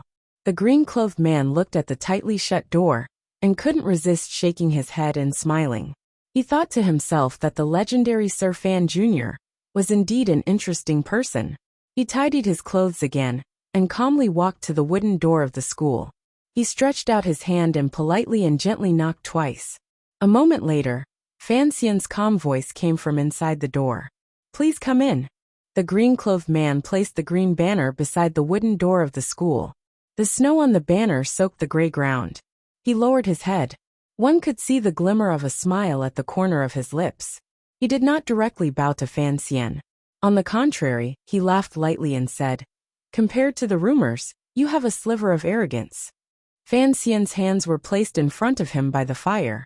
He still did not open his mouth. The green-clothed man warmly said, "Is this how you treat a guest?" Fan Xian rubbed his warm hands together and accepted a bag of fine wine from the hands of a subordinate beside him. He drank a few mouthfuls and lightly said, "The weather is cold and the ground is frozen. You knocked, so I let you in to avoid the snow. This is me taking pity on my people, not treating you as a guest." "If I didn't knock, you wouldn't see me?" The green-clothed man continued to ask. "Does you not have anything to ask me?" Fan Xian glanced at him coldly. He didn't clearly see the green-clothed man's face and said, What right do you have for me to see you? What do I need to ask you?" The green-clothed man slowly raised his head, and the great hall of the family school that was illuminated by the light of the fire suddenly became bright. This person's eyebrows were like swords, his eyes were as warm as jade, and his lips were thin and slightly curled up, losing a trace of sharpness and adding a touch of friendliness. His appearance was unusually delicate and handsome, but his age was unusually young. Even Fan Xian couldn't help but be a little absent-minded. He smiled and thought to himself, "This guy is quite good-looking, only a little worse than me." The green-clothed man seemed to have not expected such a cold attitude from Fan Xian. He smiled bitterly and said, "Why must you keep me at a distance?" Fan Xian drank another mouthful of wine and withdrew his gaze from the person's gentle and beautiful face. Lightly he said, "Have you done me a service?" The blue-clothed man thought for a moment, then said, "Even if I were not here tonight, that arrow would not have been able to harm you in the slightest." This was what he had said before. Fan Xian placed the wine bag at his side and looked at him calmly. "Since you are of no help to me, then don't expect me to remember your kindness. You should understand this." The green-clothed man paused and smiled. "Precisely," Fan Xian continued. "I don't owe you anything. If you want to avoid the snow, then avoid it. If you want to talk, then say it. But don't act so mysterious and unfathomable. I loathe that." The green-clothed man smiled bitterly and said, "You are right." Also, Fan Xian suddenly moved forward and said seriously, "Are you prepared for me to take you?" From ancient times to now, from history to stories, this kind of meeting in the wilderness, where the famous and powerful officials followed the wheel of history, was always accompanied by a melodramatic show of idealism, respect for the wise, loyalty and surrender. However, it had probably never been as direct and shrewd as Fan Xian described it. It was even unsightly and unsightly. It had probably never happened before. Fan Xian stared into the green-clothed man's eyes and said, "Don't have the extravagant hope that we can have an equal relationship. If you want to be my subordinate, then you must stand below me and pay attention to your own limits. Regardless of whether it is talking, doing things, or even posture, as well as your inner thoughts, you must all be placed below me." He straightened his body and lightly said, "If you want me to take you, then give up those unrealistic fantasies and pride. In this world, it is not that it won't turn if someone is missing. My personality is a bit strange, and I don't have the hobby of taking in guests. The green-clothed man had been dealt a heavy blow by Fan Xian's words. He stood gloomily in the hall, and was silent for a long time before he forced a smile and said, "You are indeed overbearing." Fan Xian calmly cut him off. "Because I have the right." Without waiting for the green-clothed man to speak, Fan Xian said, "If you have something you want to say, then say it. Otherwise, go sit in the corner and warm yourself by the fire. Once the snow stops, leave." The green-clothed man had not thought that things would develop to such a state. He couldn't help but shake his head. He had to get close to Fan Xian before he entered Jingdo, and convey a certain message to him. Coincidentally, he knew the direction of that little arrow, so he had found this opportunity to appear in front of Fan Xian. He had thought that he would obtain a good first impression of Fan Xian. Unexpectedly, although Fan Xian was not overly suspicious, he had broken through his thoughts with unusual strength. The green-clothed man thought for a moment, and then smiled slightly. "On the way back to the capital, perhaps I can protect you a little." "That's not a good reason." Fan Xian shook his head. "You and I both know that it is only a little arrow that has come. I don't think much of it." The green-clothed man thought for a bit and finally sighed. "I have brought you a piece of news." "What news?" "News from the east." Fan Xian abruptly raised his head and stared into the green-clothed man's eyes. The green-clothed man accepted it calmly. He was actually one of the top figures among the young people in the world, so he was able to remain calm in the face of Fan Xian's might. Fan Xian clapped his hands. In the middle of the hall, all of the Overwatch Council swordsmen and secret agents stood silently and walked out of the main doors of the school. Hung Chongqing turned and carefully closed the wooden door, leaving a quiet place for Fan Xian and the green-clothed man. After the room recovered its silence, the green-clothed man smiled slightly and raised his hands in greeting. "Dongyi greets the commissioner." Fan Xian fell silent. He slowly took a few deep breaths to recover his calm. A glimmer of coldness flashed through his eyes. He coldly asked, "Tell me your name." "The 13th disciple of the Sword Hut, Tai Xiang." Siga Jian only took 12 disciples. Fan Xian looked at the green-clothed man and said. "Furthermore, I have never heard of a young man called Tai Xiang in Dongyi. People I have never heard of do not exist." Given the Overwatch Council's intelligence network that covered the world, Fan Xian said these words with great confidence. The green-clothed man lowered his head in silence for a moment. He then smiled slightly and said, "My original name is Wang Shi. I came to the Qing Kingdom on my teacher's orders to travel, and changed my name to Tai Xiang." "Wang Shi," Fan Xian casually said. "A good name." The green-clothed man called Wang Shi smiled slightly and said, "The name isn't necessarily very good, but this person still has some use." At this moment, Fan Xian should have asked why Dongyi and the Overwatch Council were irreconcilable enemies. Strangely, Fan Xian didn't open his mouth to ask, and Wang Shi didn't open his mouth to explain. These two young people both had intelligence and calculations that far surpassed those of their age. They saw through each other's thoughts in an instant. For Fan Xian, Dongyi should have long sent someone to make contact with him. He had not thought that the person who came would be a young man he couldn't see through. Dongyi had always had a good relationship with Xinjiang. Presumably, Siga Jian was like Yi Luyan, enjoying the offerings of the Juanshan conference. However, Fan Xian knew that there were no eternal enemies or eternal friends in this world. There were only eternal benefits. Although Siga Jian had been an idiot in the past, to be able to single-handedly protect Dongyi and the various small kingdoms for 20 years, he had relied on more than just the sword in his hand. Those who held the country had to be careful. Under the powerful pressure of the Qing kingdom, if Dongyi wanted to survive, they had to maintain close ties with the highest levels of power in the Qing kingdom. The relationship between Siga Jian and the eldest princess had developed in this way. Following Fan Xian's appearance, the power structure of the Qing kingdom had changed greatly, particularly after he took control of the Overwatch Council and Palace Treasury. Fan Xian already had the power to threaten Dongyi. In comparison, the eldest princess had fewer and fewer chips in her hands. It was impossible to put all the eggs in one basket. The chips could not always be placed on the big side. It was impossible for the girls in the family to all marry into one family. This was a problem of sharing the risks. Siga was still holding the eldest princess captive. The closeness of the relationship between Dongyi and Xingyang was something Fan Xian could not compare to. Furthermore, ever since Fan Xian had made his debut, he had formed a grudge with Dongyi that was difficult to resolve. For example, the 2 female assassins on Yulan Street, and the sudden attack on Yunjilan by West Lake. However, Dongyi still had to come into contact with Fan Xian. If the eldest princess fell, Fan Xian would, without question, become Dongyi's first choice. Before making this choice, Dongyi had to first express its goodwill. Politics was indeed wonderful. Fan Xian and Dongyi were clearly still enemies. But both sides knew that while they were enemies, they had to begin trying to come into contact. Today they would still fight to the death. In the future, perhaps they would drink and chat merrily. In the face of great profit, any kind of grudge could be washed away. Although Fan Xian would not think this way, Siga would certainly think this way. However, Fan Xian also knew that Dongyi and him could only have this kind of secret exchange.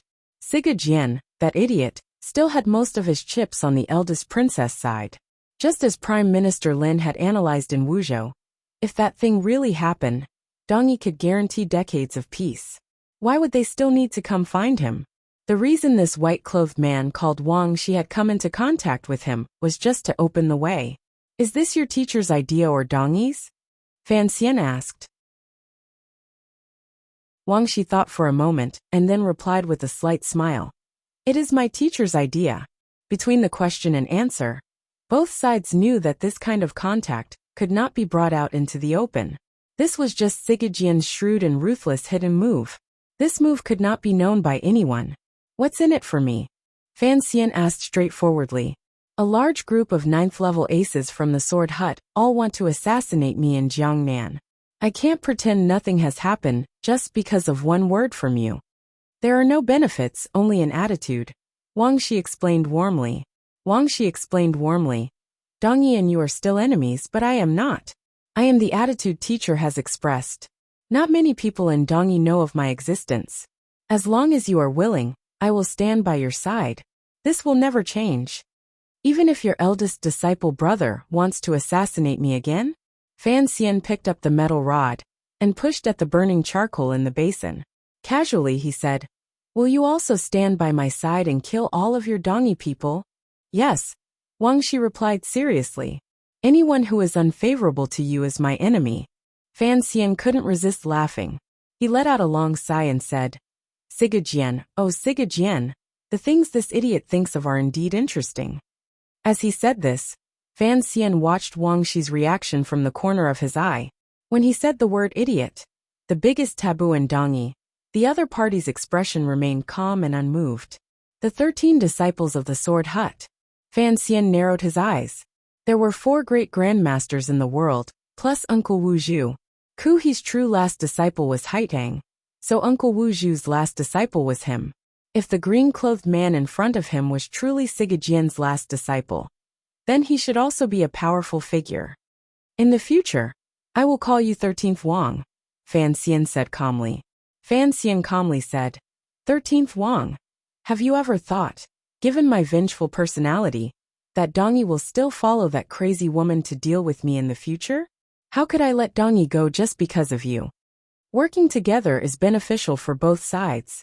Wang Shi smiled freely with an indescribable ease. As for those who have offended you, you can think of a way to kill them.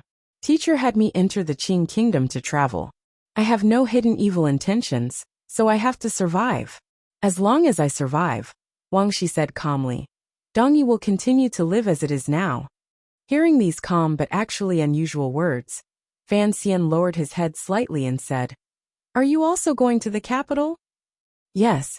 Wang Shi sighed leisurely. Since I am traveling, of course, I have to go to the Qing kingdom's Jingdo.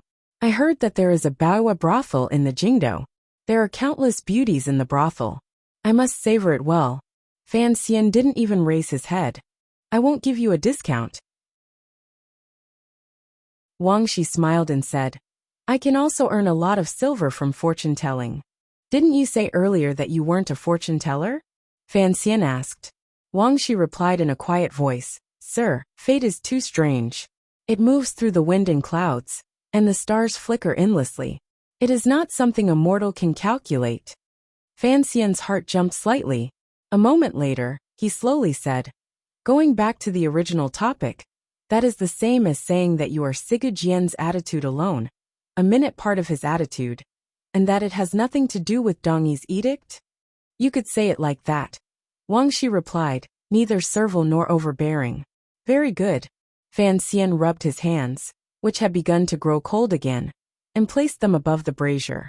His eyes looked at the bright red seeping through the white ash in the brazier and said, I don't like having a very powerful archer spying in the dark all the way back to the capital, and suddenly shooting a few arrows out of the blue.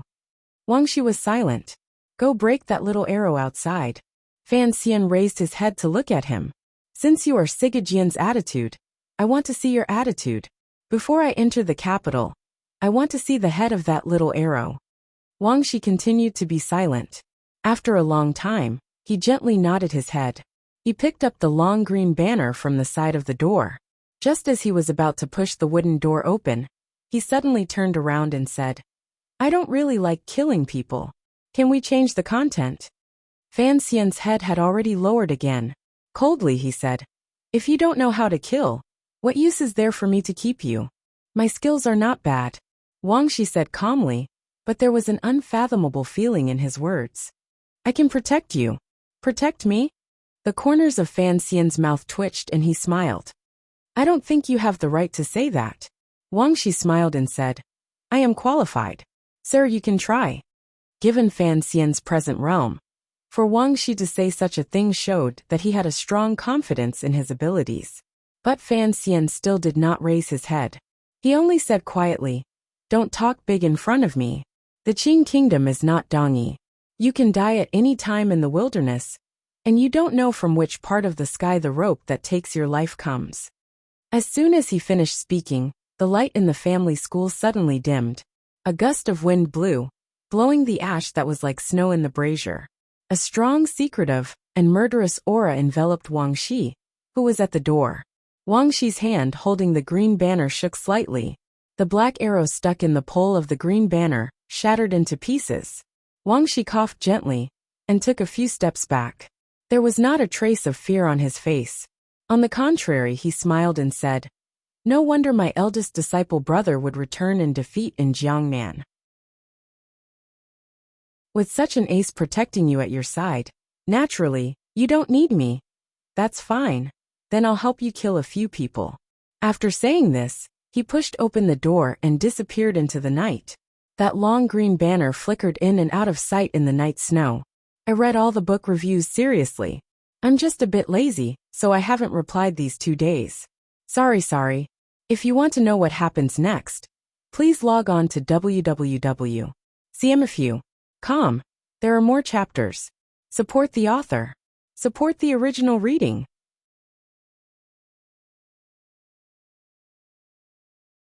Chapter 441.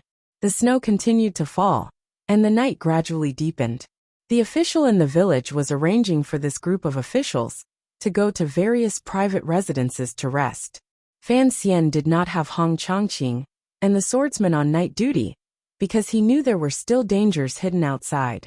Although the swordsmen of the 6th Bureau were skilled in assassination, they did not have good methods for long-distance attacks. He was the only one left in a daze in the spacious school.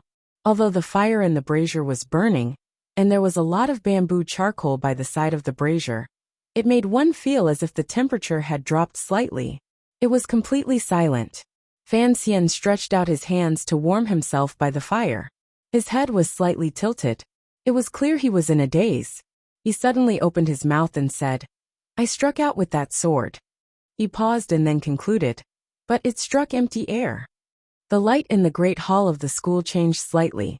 The red light from the brazier shone on Fan Xian's shadow. The shadow twisted and moved on the ground. Then, a black-clothed person walked out of the shadows and naturally sat down beside Fan Xian.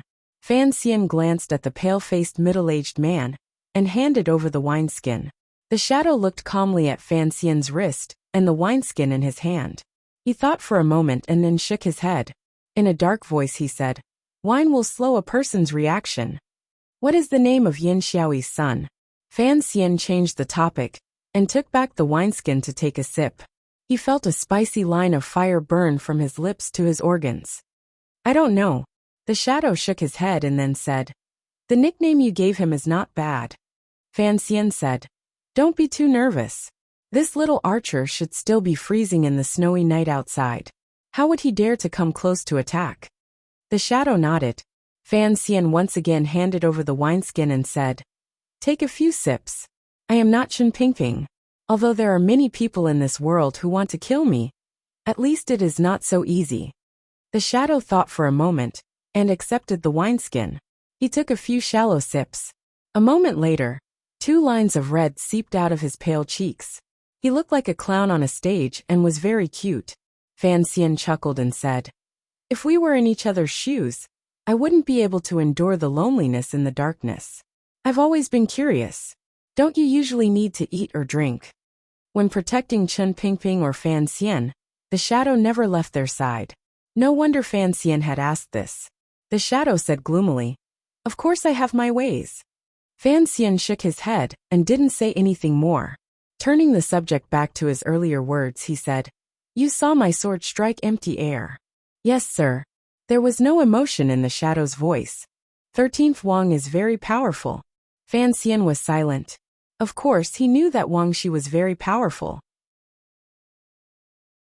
Powerful enough that he could approach the school silently in the snowy night without him or the shadow noticing. Powerful enough that he could block in front of Fan Xian, like a wandering spirit when the arrow was in the air, making it so that Fan Xian's sword struck empty air. It looked like a simple green banner blocking, but Fan Xian knew the power contained in the black arrow in the snowy night. The more casual Wang Shi appeared, the more it proved his power. "I can't see through him." Fan Xian picked up the metal rod from beside his feet and carelessly scratched it in the fire basin. This 13th Wang is indeed very powerful, but he can endure. Those who can endure must have a great plan. He suddenly raised his brows. "It's not enduring. He doesn't care." Wang Shi's way of talking shows that he doesn't care about many things. He doesn't care about my verbal attacks or my purposeful humiliation. If he was truly sent by Siga Jian, why doesn't he care? Only by not caring can one not care. If a person can't see what they want, then it will be troublesome. What exactly did 13th Wang want? This question gradually weighed on Fan Xian's heart. He didn't like a situation where an outsider suddenly ran in and messed things up. The shadow suddenly opened his mouth and said, "This person should be a member of the Sword Hut, but not just a member of the Sword Hut." Fan Xian didn't really understand, but he trusted the shadow's judgment. The last disciple Siga Jian taught was indeed mysterious and powerful. He sighed and said, "Let's wait until he kills the little archer before we talk." The shadow glanced at him and knew that this was the so-called proof of allegiance. He knew that Fan Xian had borrowed this knife to kill, not to see the quality of the knife, but to see the heart of the knife. If 13th Wang really was Siga Jian's attitude, and Yin Xiaoyi's son died at his hands, Fan Xian would have a great deal to do.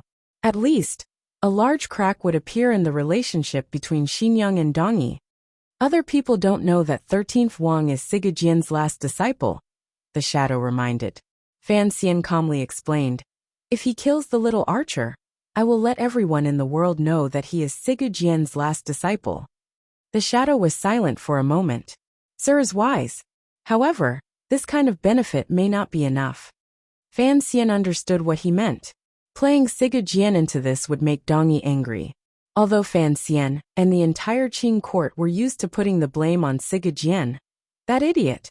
Now that Siga Jian had given a sliver of his sincerity to Fan Xian, it would be a pity if this sliver of sincerity was used to tear apart the relationship between Xingyang and Dongyi. He glanced at the shadow and faintly said, "I'll listen to you on the matters of Dongyi. You're more familiar with them than me." "Yes, sir," the shadow slowly said. "Also, in the next 5 days, there will be heavy snow. It's perfect for archery attacks. You have to be careful. How far are the Black Knights from us?" Tenli Fan Xian fell silent. In such heavy snow, It was truly troublesome for an archer to follow the carriages from a distance. Fortunately, there were the Black Knights sweeping the surroundings. It was impossible for the other party to mobilize a military group to take the risk. If they wanted to mobilize an army to kill Fan Xian, they would have to kill all of the targets and not leave a trace of evidence to the palace. Even the Qing Kingdom's most valiant army would not have the ability to completely slaughter 500 Black Knights without leaving a few alive. I don't understand. Why would he choose to attack me on the way back to the capital? The other party should know that the chances of success are not high, Fan Xian said with furrowed brows. Fan Xian furrowed his brows and said, although Yan Xiaoyi's son is young, he should not be so arrogant. Perhaps he has a reason to act, the shadow slowly said. I'll go kill him.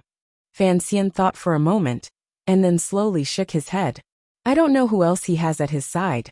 The two of us will stay together and have 13th Wang act. Safety first. For creatures like aces, it is difficult to gather a dozen or two. If there are only a few, why should we worry? The shadow glanced at him strangely and didn't say anything. Fan Xian raised his head to gaze at the dark beams of the school's great hall. He sighed in his heart. He didn't dare use his own people to carry out the most powerful counterattack in this snowy night. During these few years, the biggest gap in his heart was that arrow and bow. Yan Xiaoyi's bow and arrow. Even now, 2 years later, Fan Xian could still clearly feel the aura of death in the corner tower of the royal palace. The viciousness attached to that arrow still made his heart tremble. The arrow outside the school earlier had come too suddenly, and without reason. Fan Xian was worried that this was a trap. It was an attempt to lure him, or the shadow into the snowy woods to be killed. Yan Xiaoyi had also received an imperial edict to return to the capital this year. The council said he was still on his way, and hadn't reached the capital. Who knew where he was on his way? Was he on his way back to the capital? Fan Xian carelessly prodded at the charcoal in the brazier. His thoughts had long floated to the snowy woods outside the village. The fire in the brazier gradually dimmed and extinguished. Go to sleep early. Fan Xian sighed in the darkness. He rose and patted his bottom. Tightening the collar of his fox fur coat, he pushed open the door to the school. The wind and snow outside poured in and made him narrow his eyes. However, not a single arrow flew over. On the contrary, it made him feel slightly disappointed. The next day, the group of carriages followed the north of Yingzhou and headed toward Jingdou on the official road. Because of last night's incident, the guards of the entire group of carriages became even stricter. The swordsmen of the 6th Bureau split off 3 people to disguise themselves as merchants moving through the snow. They hid in the darkness and watched all suspicious people. Fan Xian gave another order. The 500 Black Knights, who had been protecting the front and back of the group of carriages from afar, also closed the distance to the group. The faint sound of hooves could be heard to ensure safety. Along the way, there were always people with a Jianghu aura watching the group of carriages in the tea houses, restaurants, inns and relay stations. The secret agents and swordsmen of the Overwatch Council were cautious. After reporting it to Fan Xian, he only nodded gently and didn't have much of a reaction. Just as they were about to leave Yingzhou, a woman with a broken arm waited respectfully by the side of the road. She stopped the group of carriages and asked to see him. Fan Xian saw her. As he drank his tea, he looked with some interest at this woman with a charming appearance. The woman knelt in the carriage with a glimmer of respect and fear. Subordinate greets you, sir. Fan Xian nodded and waved his hand. Guan Wumei, stand up and speak. Yes. This once famous female bandit in Yingzhou, Xia Qifei's cousin, respectfully stood up. She bent her body so that her head didn't hit the roof of the carriage. What did you find? Fan Xian asked as he rubbed the space between his brows.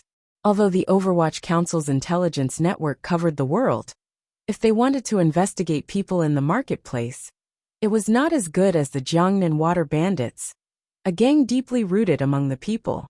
Regardless of which and received what guest or which carriage sent who, the Jiangnan Water Bandits could find out everything clearly. Guan Wumei reported the situation of the past few days. Then said, we only vaguely found one person with a large bag, but the brothers in the gang were unable to follow him. The day before yesterday, He disappeared from Fujiapo. Looking at the direction he went, he should have gone to the capital. Fan Xian was silent for a moment, thinking that it looked like the little archer was indeed valiant and brave enough to come alone to kill him. After saying a few more words, he had Guan Wumei get off the carriage. The group of carriages began to move forward again. Like the shadow's observation of celestial phenomena, snow continued to fall endlessly in the sky for the next few days. The snowflakes were sometimes large and sometimes small, gradually blinding the eyes and confusing the hearts. Finally, they arrived safely at Weizhou upstream of the Wei River. This was the last province in the south before entering Jingdou. The city was not large, but it was still very prosperous. However, the return date of the court had long been set. Fan Xian's silver chest was still on the Wei River. Under the protection of the Shazhou Navy, he slowly headed toward Jingdou, but he could not delay any longer. Thus the next day he left Weizhou. However, he had already revealed his identity. At the same time, he had moved 100 provincial soldiers toward Weizhou. The Weizhou side was afraid that something would happen to this important figure, so they agreed to all his requests. The large group traveled north for a day, exiting the borders of Weizhou and entering Jingdou. Fan Xian stood on the carriage and turned his head to look back. He saw Jinggu, wearing a silver mask, watching him from the low hill behind him. He nodded his head. Jinggu mounted his horse and clenched his right fist. The 500 black knights were like a sharp black knife, slicing through the silence of the hill. Passing through the hills, they prepared to return to the Black Knight camp 40 li away. This was a strict rule of the Qing court. The Black Knights were the invincible personal army that the emperor had personally given to Chen Pingping. In order to ensure the Overwatch Council's transcendent position and balance, the Black Knights were strictly forbidden from entering Jingdou. If they took a step in, they would be killed without mercy. This was the iron rule of the Black Knights. Fan Xian often thought that he could understand from this iron rule. Although his old emperor was confident to the point of narcissism, and could even treat a rebellion as a joke, he probably also understood in the depths of his heart that if the nobility of Qing Kingdom rebelled, the cripple would be the most terrifying. Although the emperor would not believe that the cripple would rebel, as an emperor, he had to be on guard. Entering Jingdou, the roads gradually widened. There were fewer mountains and forests and more people. The wind and snow gradually subsided, and the accumulated snow gradually melted. The wet mud wrapped around the hooves of the horses, making it difficult for the entire group of carriages to move forward. However, the hearts of the people of the Overwatch Council had already relaxed. Around Jingdou, no one dared to carry out an assassination in broad daylight. Although Fan Xian was a careful and cautious person, he was not an exception. Ever since the founding of Qing Kingdom, even if ambitious people occasionally appeared in the military, no one dared to make trouble near Jingdou. A small mountain valley appeared in front of him. The white snow pressed down on the precious evergreen forest, making the tree branches creak and turn into dragons of ice. Fan Xian lifted the heavy curtain and looked at the mountain valley. He found that there were no rocks on the mountain. In the distance, he could faintly see the massive city walls of Jingdou. It was like a giant beast that made one feel suffocated. Fan Xian let go of a smile. Jingdou, he had finally returned. The little archer's unreasonable arrow had made him nervous for so many days. It looked like he needed to strengthen his cultivation of the heart. Suddenly his earlobe trembled. He heard the sound of a sharp blade stabbing into flesh in the forest in front of him. It was the sound of the shadow acting. Then, he heard the sound of a crossbow moving. Fan Xian let out a sharp whistle and stretched out his hand to grab the driver in front of him. All of the carriages in the group of carriages came to a sudden stop with this sharp whistle. From the top of the short mountain, a giant crossbow bolt broke through the air. Carrying with it the sound of wind and thunder, it shot toward the carriage Fan Xian was in. The driver in front of the carriage gave a wild cry and broke free of Fan Xian's hand, blocking in front of Fan Xian. Although Fan Xian's reaction was fast, the crossbow bolt, about the length of a man's arm, still pierced viciously into the driver's abdomen. Blood and internal organs sprayed out, painting the walls of the carriage. The crossbow bolt broke through the body and nailed the driver's body to Fan Xian's side. Fan Xian's expression was dark. He slapped the wall. With a crack, a wooden board quickly fell from behind the curtain of the carriage, sealing the entire carriage.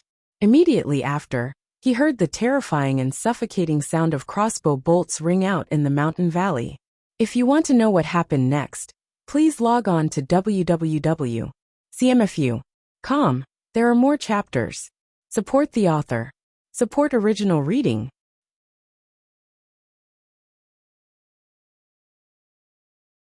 Chapter 442. Thud, thud, thud. A wave of densely packed sounds rang out from all directions of the carriage. It was the sound of crossbow bolts hitting the walls of the carriage. It was also a soul-stirring music. In that instant, an unknown number of crossbow bolts shot toward the carriage Fan Xian was in. In particular, the bolt from the terrifying crossbow hidden among them carried an incomparable force as it pierced directly into the carriage. With a bang, the black carriage bounced helplessly. The shaft of the carriage had been shattered by the power of the crossbow bolt. It bounced a little among the rubble. It looked like a frog waiting to be slaughtered. However, the carriage did not split into pieces. Fan Xian lowered his body and lay on the floor of the carriage. He forcefully circulated the Jinqi in his body and neutralized the powerful impact. Looking at the large hole under the body of the coachman beside him, he couldn't help feeling shocked. The power of this kind of giant crossbow bolt was too powerful. It had actually shot a hole through the floor of his carriage, revealing the mountain rocks and snow below. Fan Xian knew how sturdy the Overwatch Council's special carriages were. Between the two layers of wooden boards inside and outside was iron wool, and a thin but sturdy steel plate. If it were not for this carriage, which combined the combined intelligence of the Palace Treasury's third workshop and the Overwatch Council's third bureau, he would probably have died long ago under this rain of crossbow bolts. He strained his ears to listen to the whistling sound of the crossbow bolts outside. He knew that the enemy's primary target was him. Although he wasn't sure how the ambushing enemy had seen through the Overwatch Council's change of carriages, he knew that now was not the time to think about the cause and effect. His ears could tell that in such a short time, the speed at which the crossbow bolts fired toward the valley by the enemy to kill him had long surpassed the number on the battlefield when the Qing army attacked foreign cities.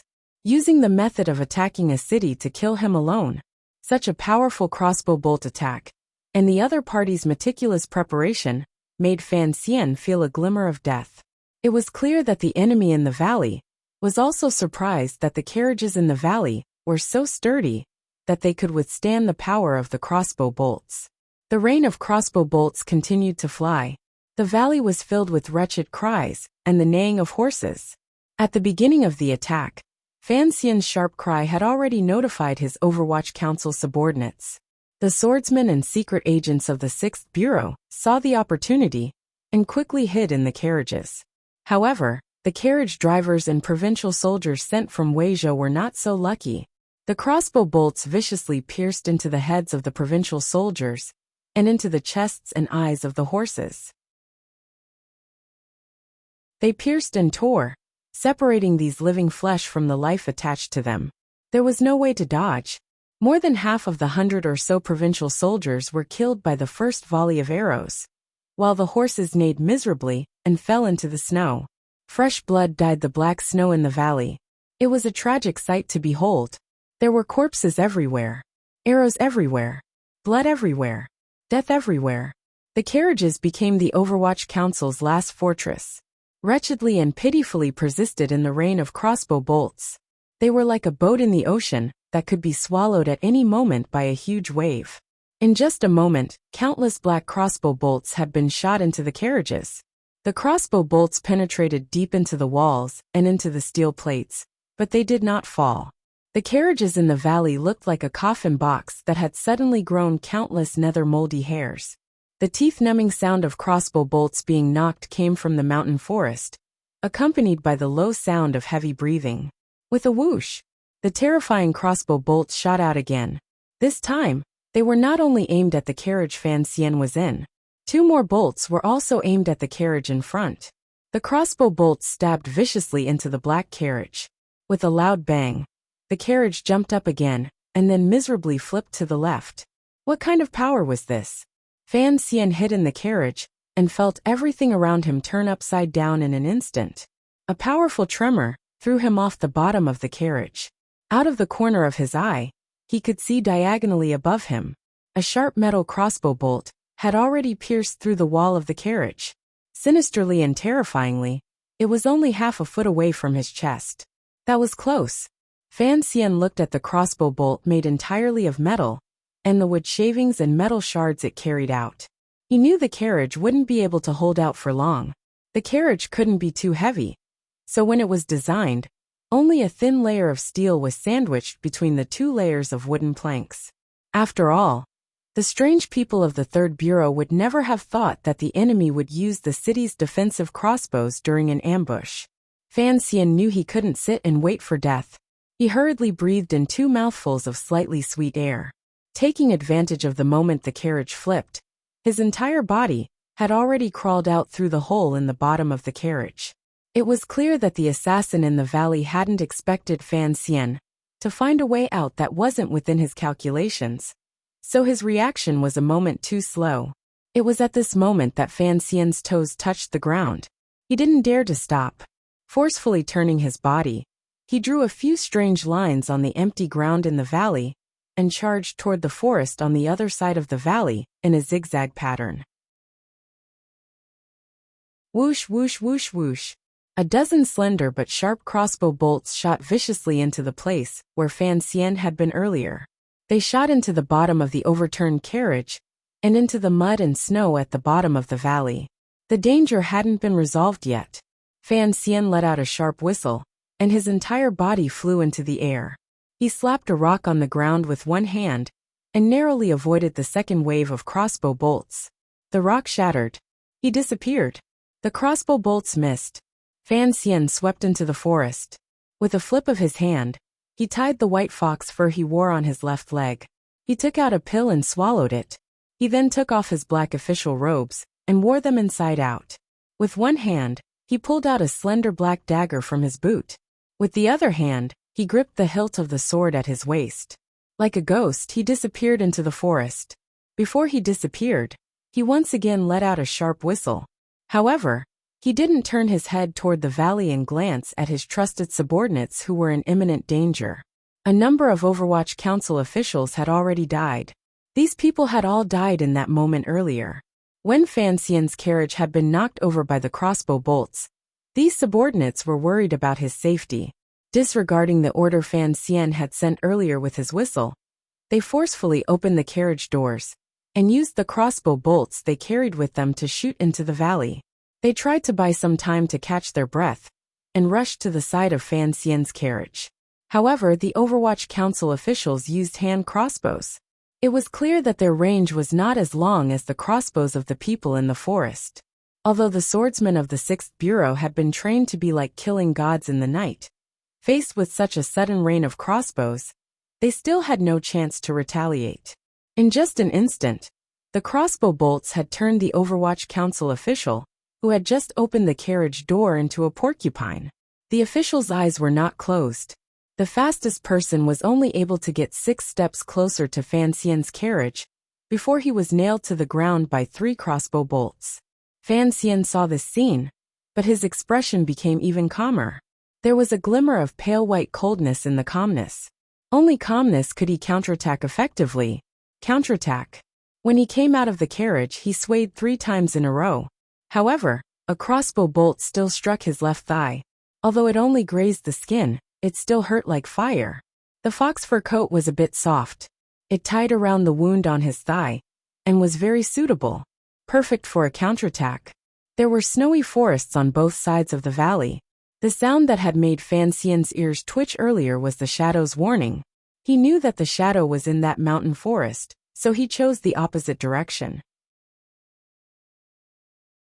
He trusted in the shadow's strength.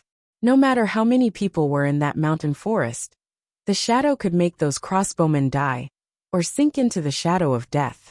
Fan Xian had to personally deal with the mountain forest on this side. Such a dense rain of crossbows had to stop. Otherwise, everyone in the valley would die. As long as the rain of crossbows stopped, It would give the Overwatch Council's secret agents in the carriage a chance to escape into the mountain forest.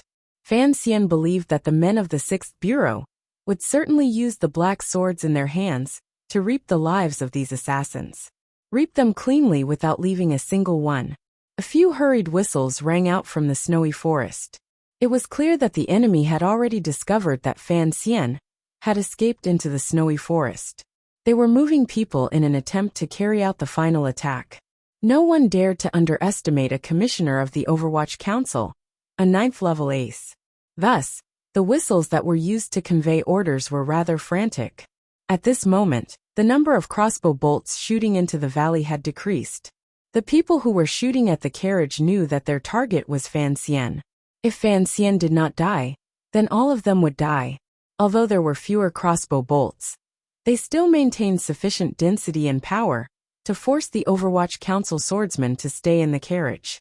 The search and killing continued. In the snowy ground near the top of the mountain, the sound of footsteps rang out. A man holding a crossbow watched his surroundings cautiously. The snowy ground suddenly split open. A black dagger pierced deeply into his abdomen. The dagger stirred for a moment before it was pulled out, so that the poison would spread faster. The man lowered his head in pain and despair. Looking at the white-clothed young man in front of him, he wanted to call for help, but a streak of black light sliced through his throat. Fresh blood sprayed out. He clutched his throat and knelt on the snowy ground. His right hand dug weakly, and the crossbow bolt in his hand shot toward the snowy ground beside his knees. The powerful rebound made his dying body jump. He fell onto the snowy ground with a muffled thud. After Fan Xian slit the man's throat, he flew forward indifferently and hid behind a tree. He looked coldly at the man's last move and felt a chill in his heart. Even at death's door, he didn't forget to inform his comrades of the enemy situation. The Qing army was indeed the most valiant troop in the world. Breaking through the snowy forest and ascending the snowy mountain, Fan Xian had already killed a dozen people. His body also felt a little tired. He knew that there were more than 200 crossbowmen ambushing him this time. Furthermore, there were a number of aces among them. Even he found it difficult to move. It seemed that the shadow had not completely succeeded. The other party had truly paid a great price.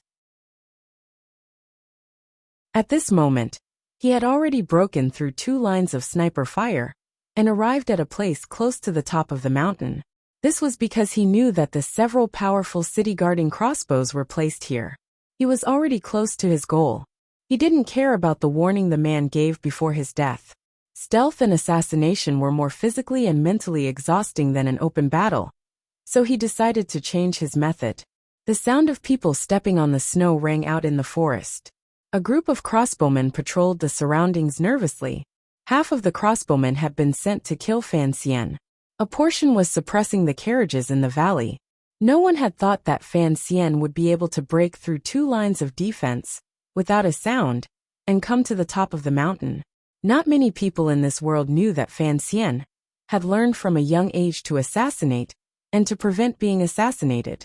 This kind of stealth instinct had already entered his blood. The snow flew again. It was as if a line of snow had suddenly appeared on the ground. A snowy shadow flashed out from behind a tree. Taking advantage of the snowflakes falling from the trees, it transformed into a straight line and charged forward. What a fast speed! These crossbowmen only saw a blur in front of their eyes and felt a wave of coldness. The crossbow bolts in their hands shot out randomly in their nervousness. Thud, thud, thud. Fan Xian swept out amidst the crisscrossing crossbow bolts that hid danger. The black, slender dagger in his left hand slid across the crossbowmen's throats. His right hand flipped and pulled out the long sword on his back, directly chopping forward. His left hand was delicate and gentle, his right was tyrannical. On the left was a black line. On the right was a ball of bright color. Crossbow bolts flew through the air and shot into the sky and into the dense tree trunks of the snowy forest. Under the outline of this black line and the bright ball of color, a group of crossbowmen cried out wretchedly and fell to the ground one by one. Fresh blood flowed chaotically. With a clang, the sword in Fan Xian's right hand met with a powerful resistance in the end. Fan Xian's feet did not touch the ground. He swept back and stood 3 steps in front of that person, looking coldly at him. The other person held a knife with both hands. Although he was slightly afraid, he still stared valiantly into Fan Xian's eyes and shouted loudly to notify his nearby comrades. Fan Xian still did not move.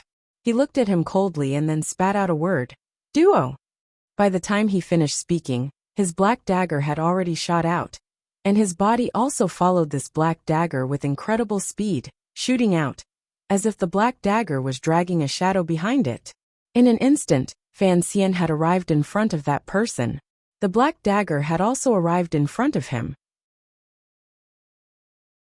Slightly confused by the word duo, the person shouted fiercely and chopped down with both knives, sending the black dagger into the snowy ground. Fan Xian let out a strange cry. His body rose up 2 feet. His right wrist flipped, and the long sword hung upside down, thrusting toward the person's opening.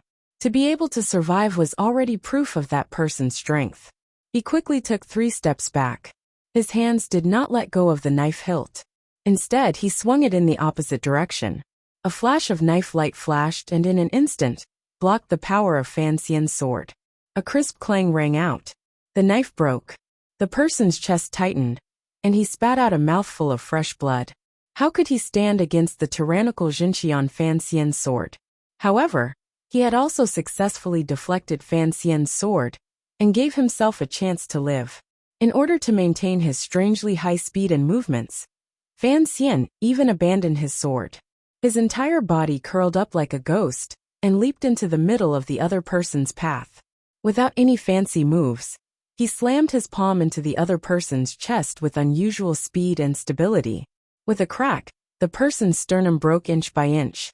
His eyes popped out as he died tragically on the snowy ground. Fan Xian turned around and swept away. Picking up the long sword and dagger from the snowy ground, the tip of his foot pushed off the snowy forest again and floated into the branches of the trees. Like a swan, he disappeared. This exchange was only 3 claps. This was what was called a flash of flint. Fan Xian looked at the 3 strong crossbows at the bottom of the forest and couldn't help but feel a chill in his heart. As expected, they were city-guarding crossbows. Countless doubts and unease involuntarily rose in his heart. However, he was still trapped in the valley. He couldn't think about too many things. The strangely shaped and terrifying city-guarding crossbows were installed at the top of the mountain. Below them, there was a wooden tray and metal pivot to control them. The cables and springs needed a few people to work together to complete. The huge crossbow bolts were placed to the side. Fan Xian leaned against the snowy forest and watched this scene with narrowed eyes. He couldn't help but think of the powerful attack his carriage had received, and the people who had died in the valley. The city-guarding crossbows were still slowly and steadily firing. 2 of the carriages in the valley had already been destroyed. The Overwatch Council had suffered heavy casualties. Although Fan Xian discovered there were 3 aces above the 7th level present, he still did not hesitate. Transforming into a large white bird, he leaped toward the 3 city-guarding crossbows. Fire! The person beside the city-guarding crossbows, who was clearly the commander, suddenly shouted. What was being released was not the city-guarding crossbows. Instead, it was a dense rain of arrows that had suddenly shot out from the bottom left of the forest. These assassins were clearly prepared. Fan Xian was in midair. Faced with this rain of arrows that covered the sky and covered the earth, it seemed that he could not avoid it. However, immediately after, everyone saw a scene that made them dumbfounded. Fan Xian pulled his right hand and flipped his clothes over, covering his head and face. As for his body, he was like a stone, directly falling to the ground. He did not change his breath and forcefully twist his body. Instead, he directly dissipated the Jinqi in his body. He allowed himself to be like a falling leaf, or a stone that followed the laws of nature, and fell to the ground. It appeared simple, but the powerful shock from the change in Jinqi was enough to break the meridians of most aces in the world. Only Fan Xian, a Khanate monster, could use this method. No one had thought that Fan Xian would fall like this. Thus, most of the crossbow bolts shot toward the startled birds in the sky and forest. Only a few bolts hit Fan Xian's body. However, they were blocked by the robes the Overwatch Council had specially made for him. and the extremely powerful tyrannical Jinchi in his body. However, Fan Xian still felt like he had been struck by lightning. A bone-deep pain made his eyes redden. He knew that he had suffered internal injuries. The surface of his body was probably already beginning to bleed. The moment his feet touched the ground, his entire body fell down. Like a snow fox, he slid quickly along the snowy surface and floated toward the 3 crossbows. The crossbow bolts shot into the snowy ground behind him. They stuck densely together, as if to strengthen his movement. A fast knife came to meet him. Fan Xian flipped his wrist. The black dagger spread out like a ball of black shadow. In a moment it met the knife 14 times. 14 clanging sounds rang out. The knife-wielding man retreated in fear. His face was green and white. It was clear that he had suffered a hidden loss. However, he had successfully blocked Fan Xian in front of him. Fan Xian narrowed his eyes and glanced at him. He knew that this knife-wielding man must have an important position in the military. There were 2 other aces like this on the mountaintop. What Fan Xian needed was time. Thus, he retreated into the chest of the attacker behind him. Flipping his hand to hold his wrist, the black dagger stabbed out from under his armpit. The person behind him gave a strange cry and abandoned the knife. His palms came together and, risking the danger of the poison on the dagger, clamped down on Fan Xian's dagger. However, the strength of Fan Xian's stab was great. The dagger finally slid past the man's palms and cut into his body a little. The man roared wildly and slapped his palm toward the back of Fan Xian's head. Fan Xian didn't turn his head and returned his palm. Immediately after, the dagger pulled out and returned, using the hilt to strike toward the man's face. It was as if Fan Xian had eyes in the back of his head. The hilt of the knife pierced straight toward the man's eye socket. The man's left palm struck out again and blocked Fan Xian's knife hilt an inch in front of his eyes. Fan Xian's thumb pressed down. The hilt of the knife stabbed out with a sharp blade and pierced through the man's palm. Immediately after, it pierced through the man's eyeball. On the shore of the North Sea, even Shaoan had suffered from Fan Xian's attack, much less these aces in the military. The man did not cover his eyeball, which had liquid splattering in all directions. Howling wretchedly, he held on to Fan Xian from behind with unusual valiance. His left palm and eyeball were pierced by Fan Xian's dagger. His right arm was tightly wrapped around Fan Xian's throat. The knife-wielding man in front of him also chopped down with his knife. The knife was as fast as lightning and headed straight for Fan Xian's face. Fan Xian gave a muffled grunt. With a clang, he pulled out the dagger from the man's eye socket behind him and directly stabbed toward the knife-wielding man in front of him. Unexpectedly, the knife-wielding man did not care about his own life and death. With an explosive roar, he did not stop and allowed Fan Xian's dagger to stab into the right side of his chest. It looked like these aces in the military wanted to leave Fan Xian's body in this valley, not far from Jingdo, even if it meant risking their own lives. However, Fan Xian's left arm, which he had stabbed out, was still stretched out. In front of his arm was a dagger, and at his wrist was a hidden crossbow.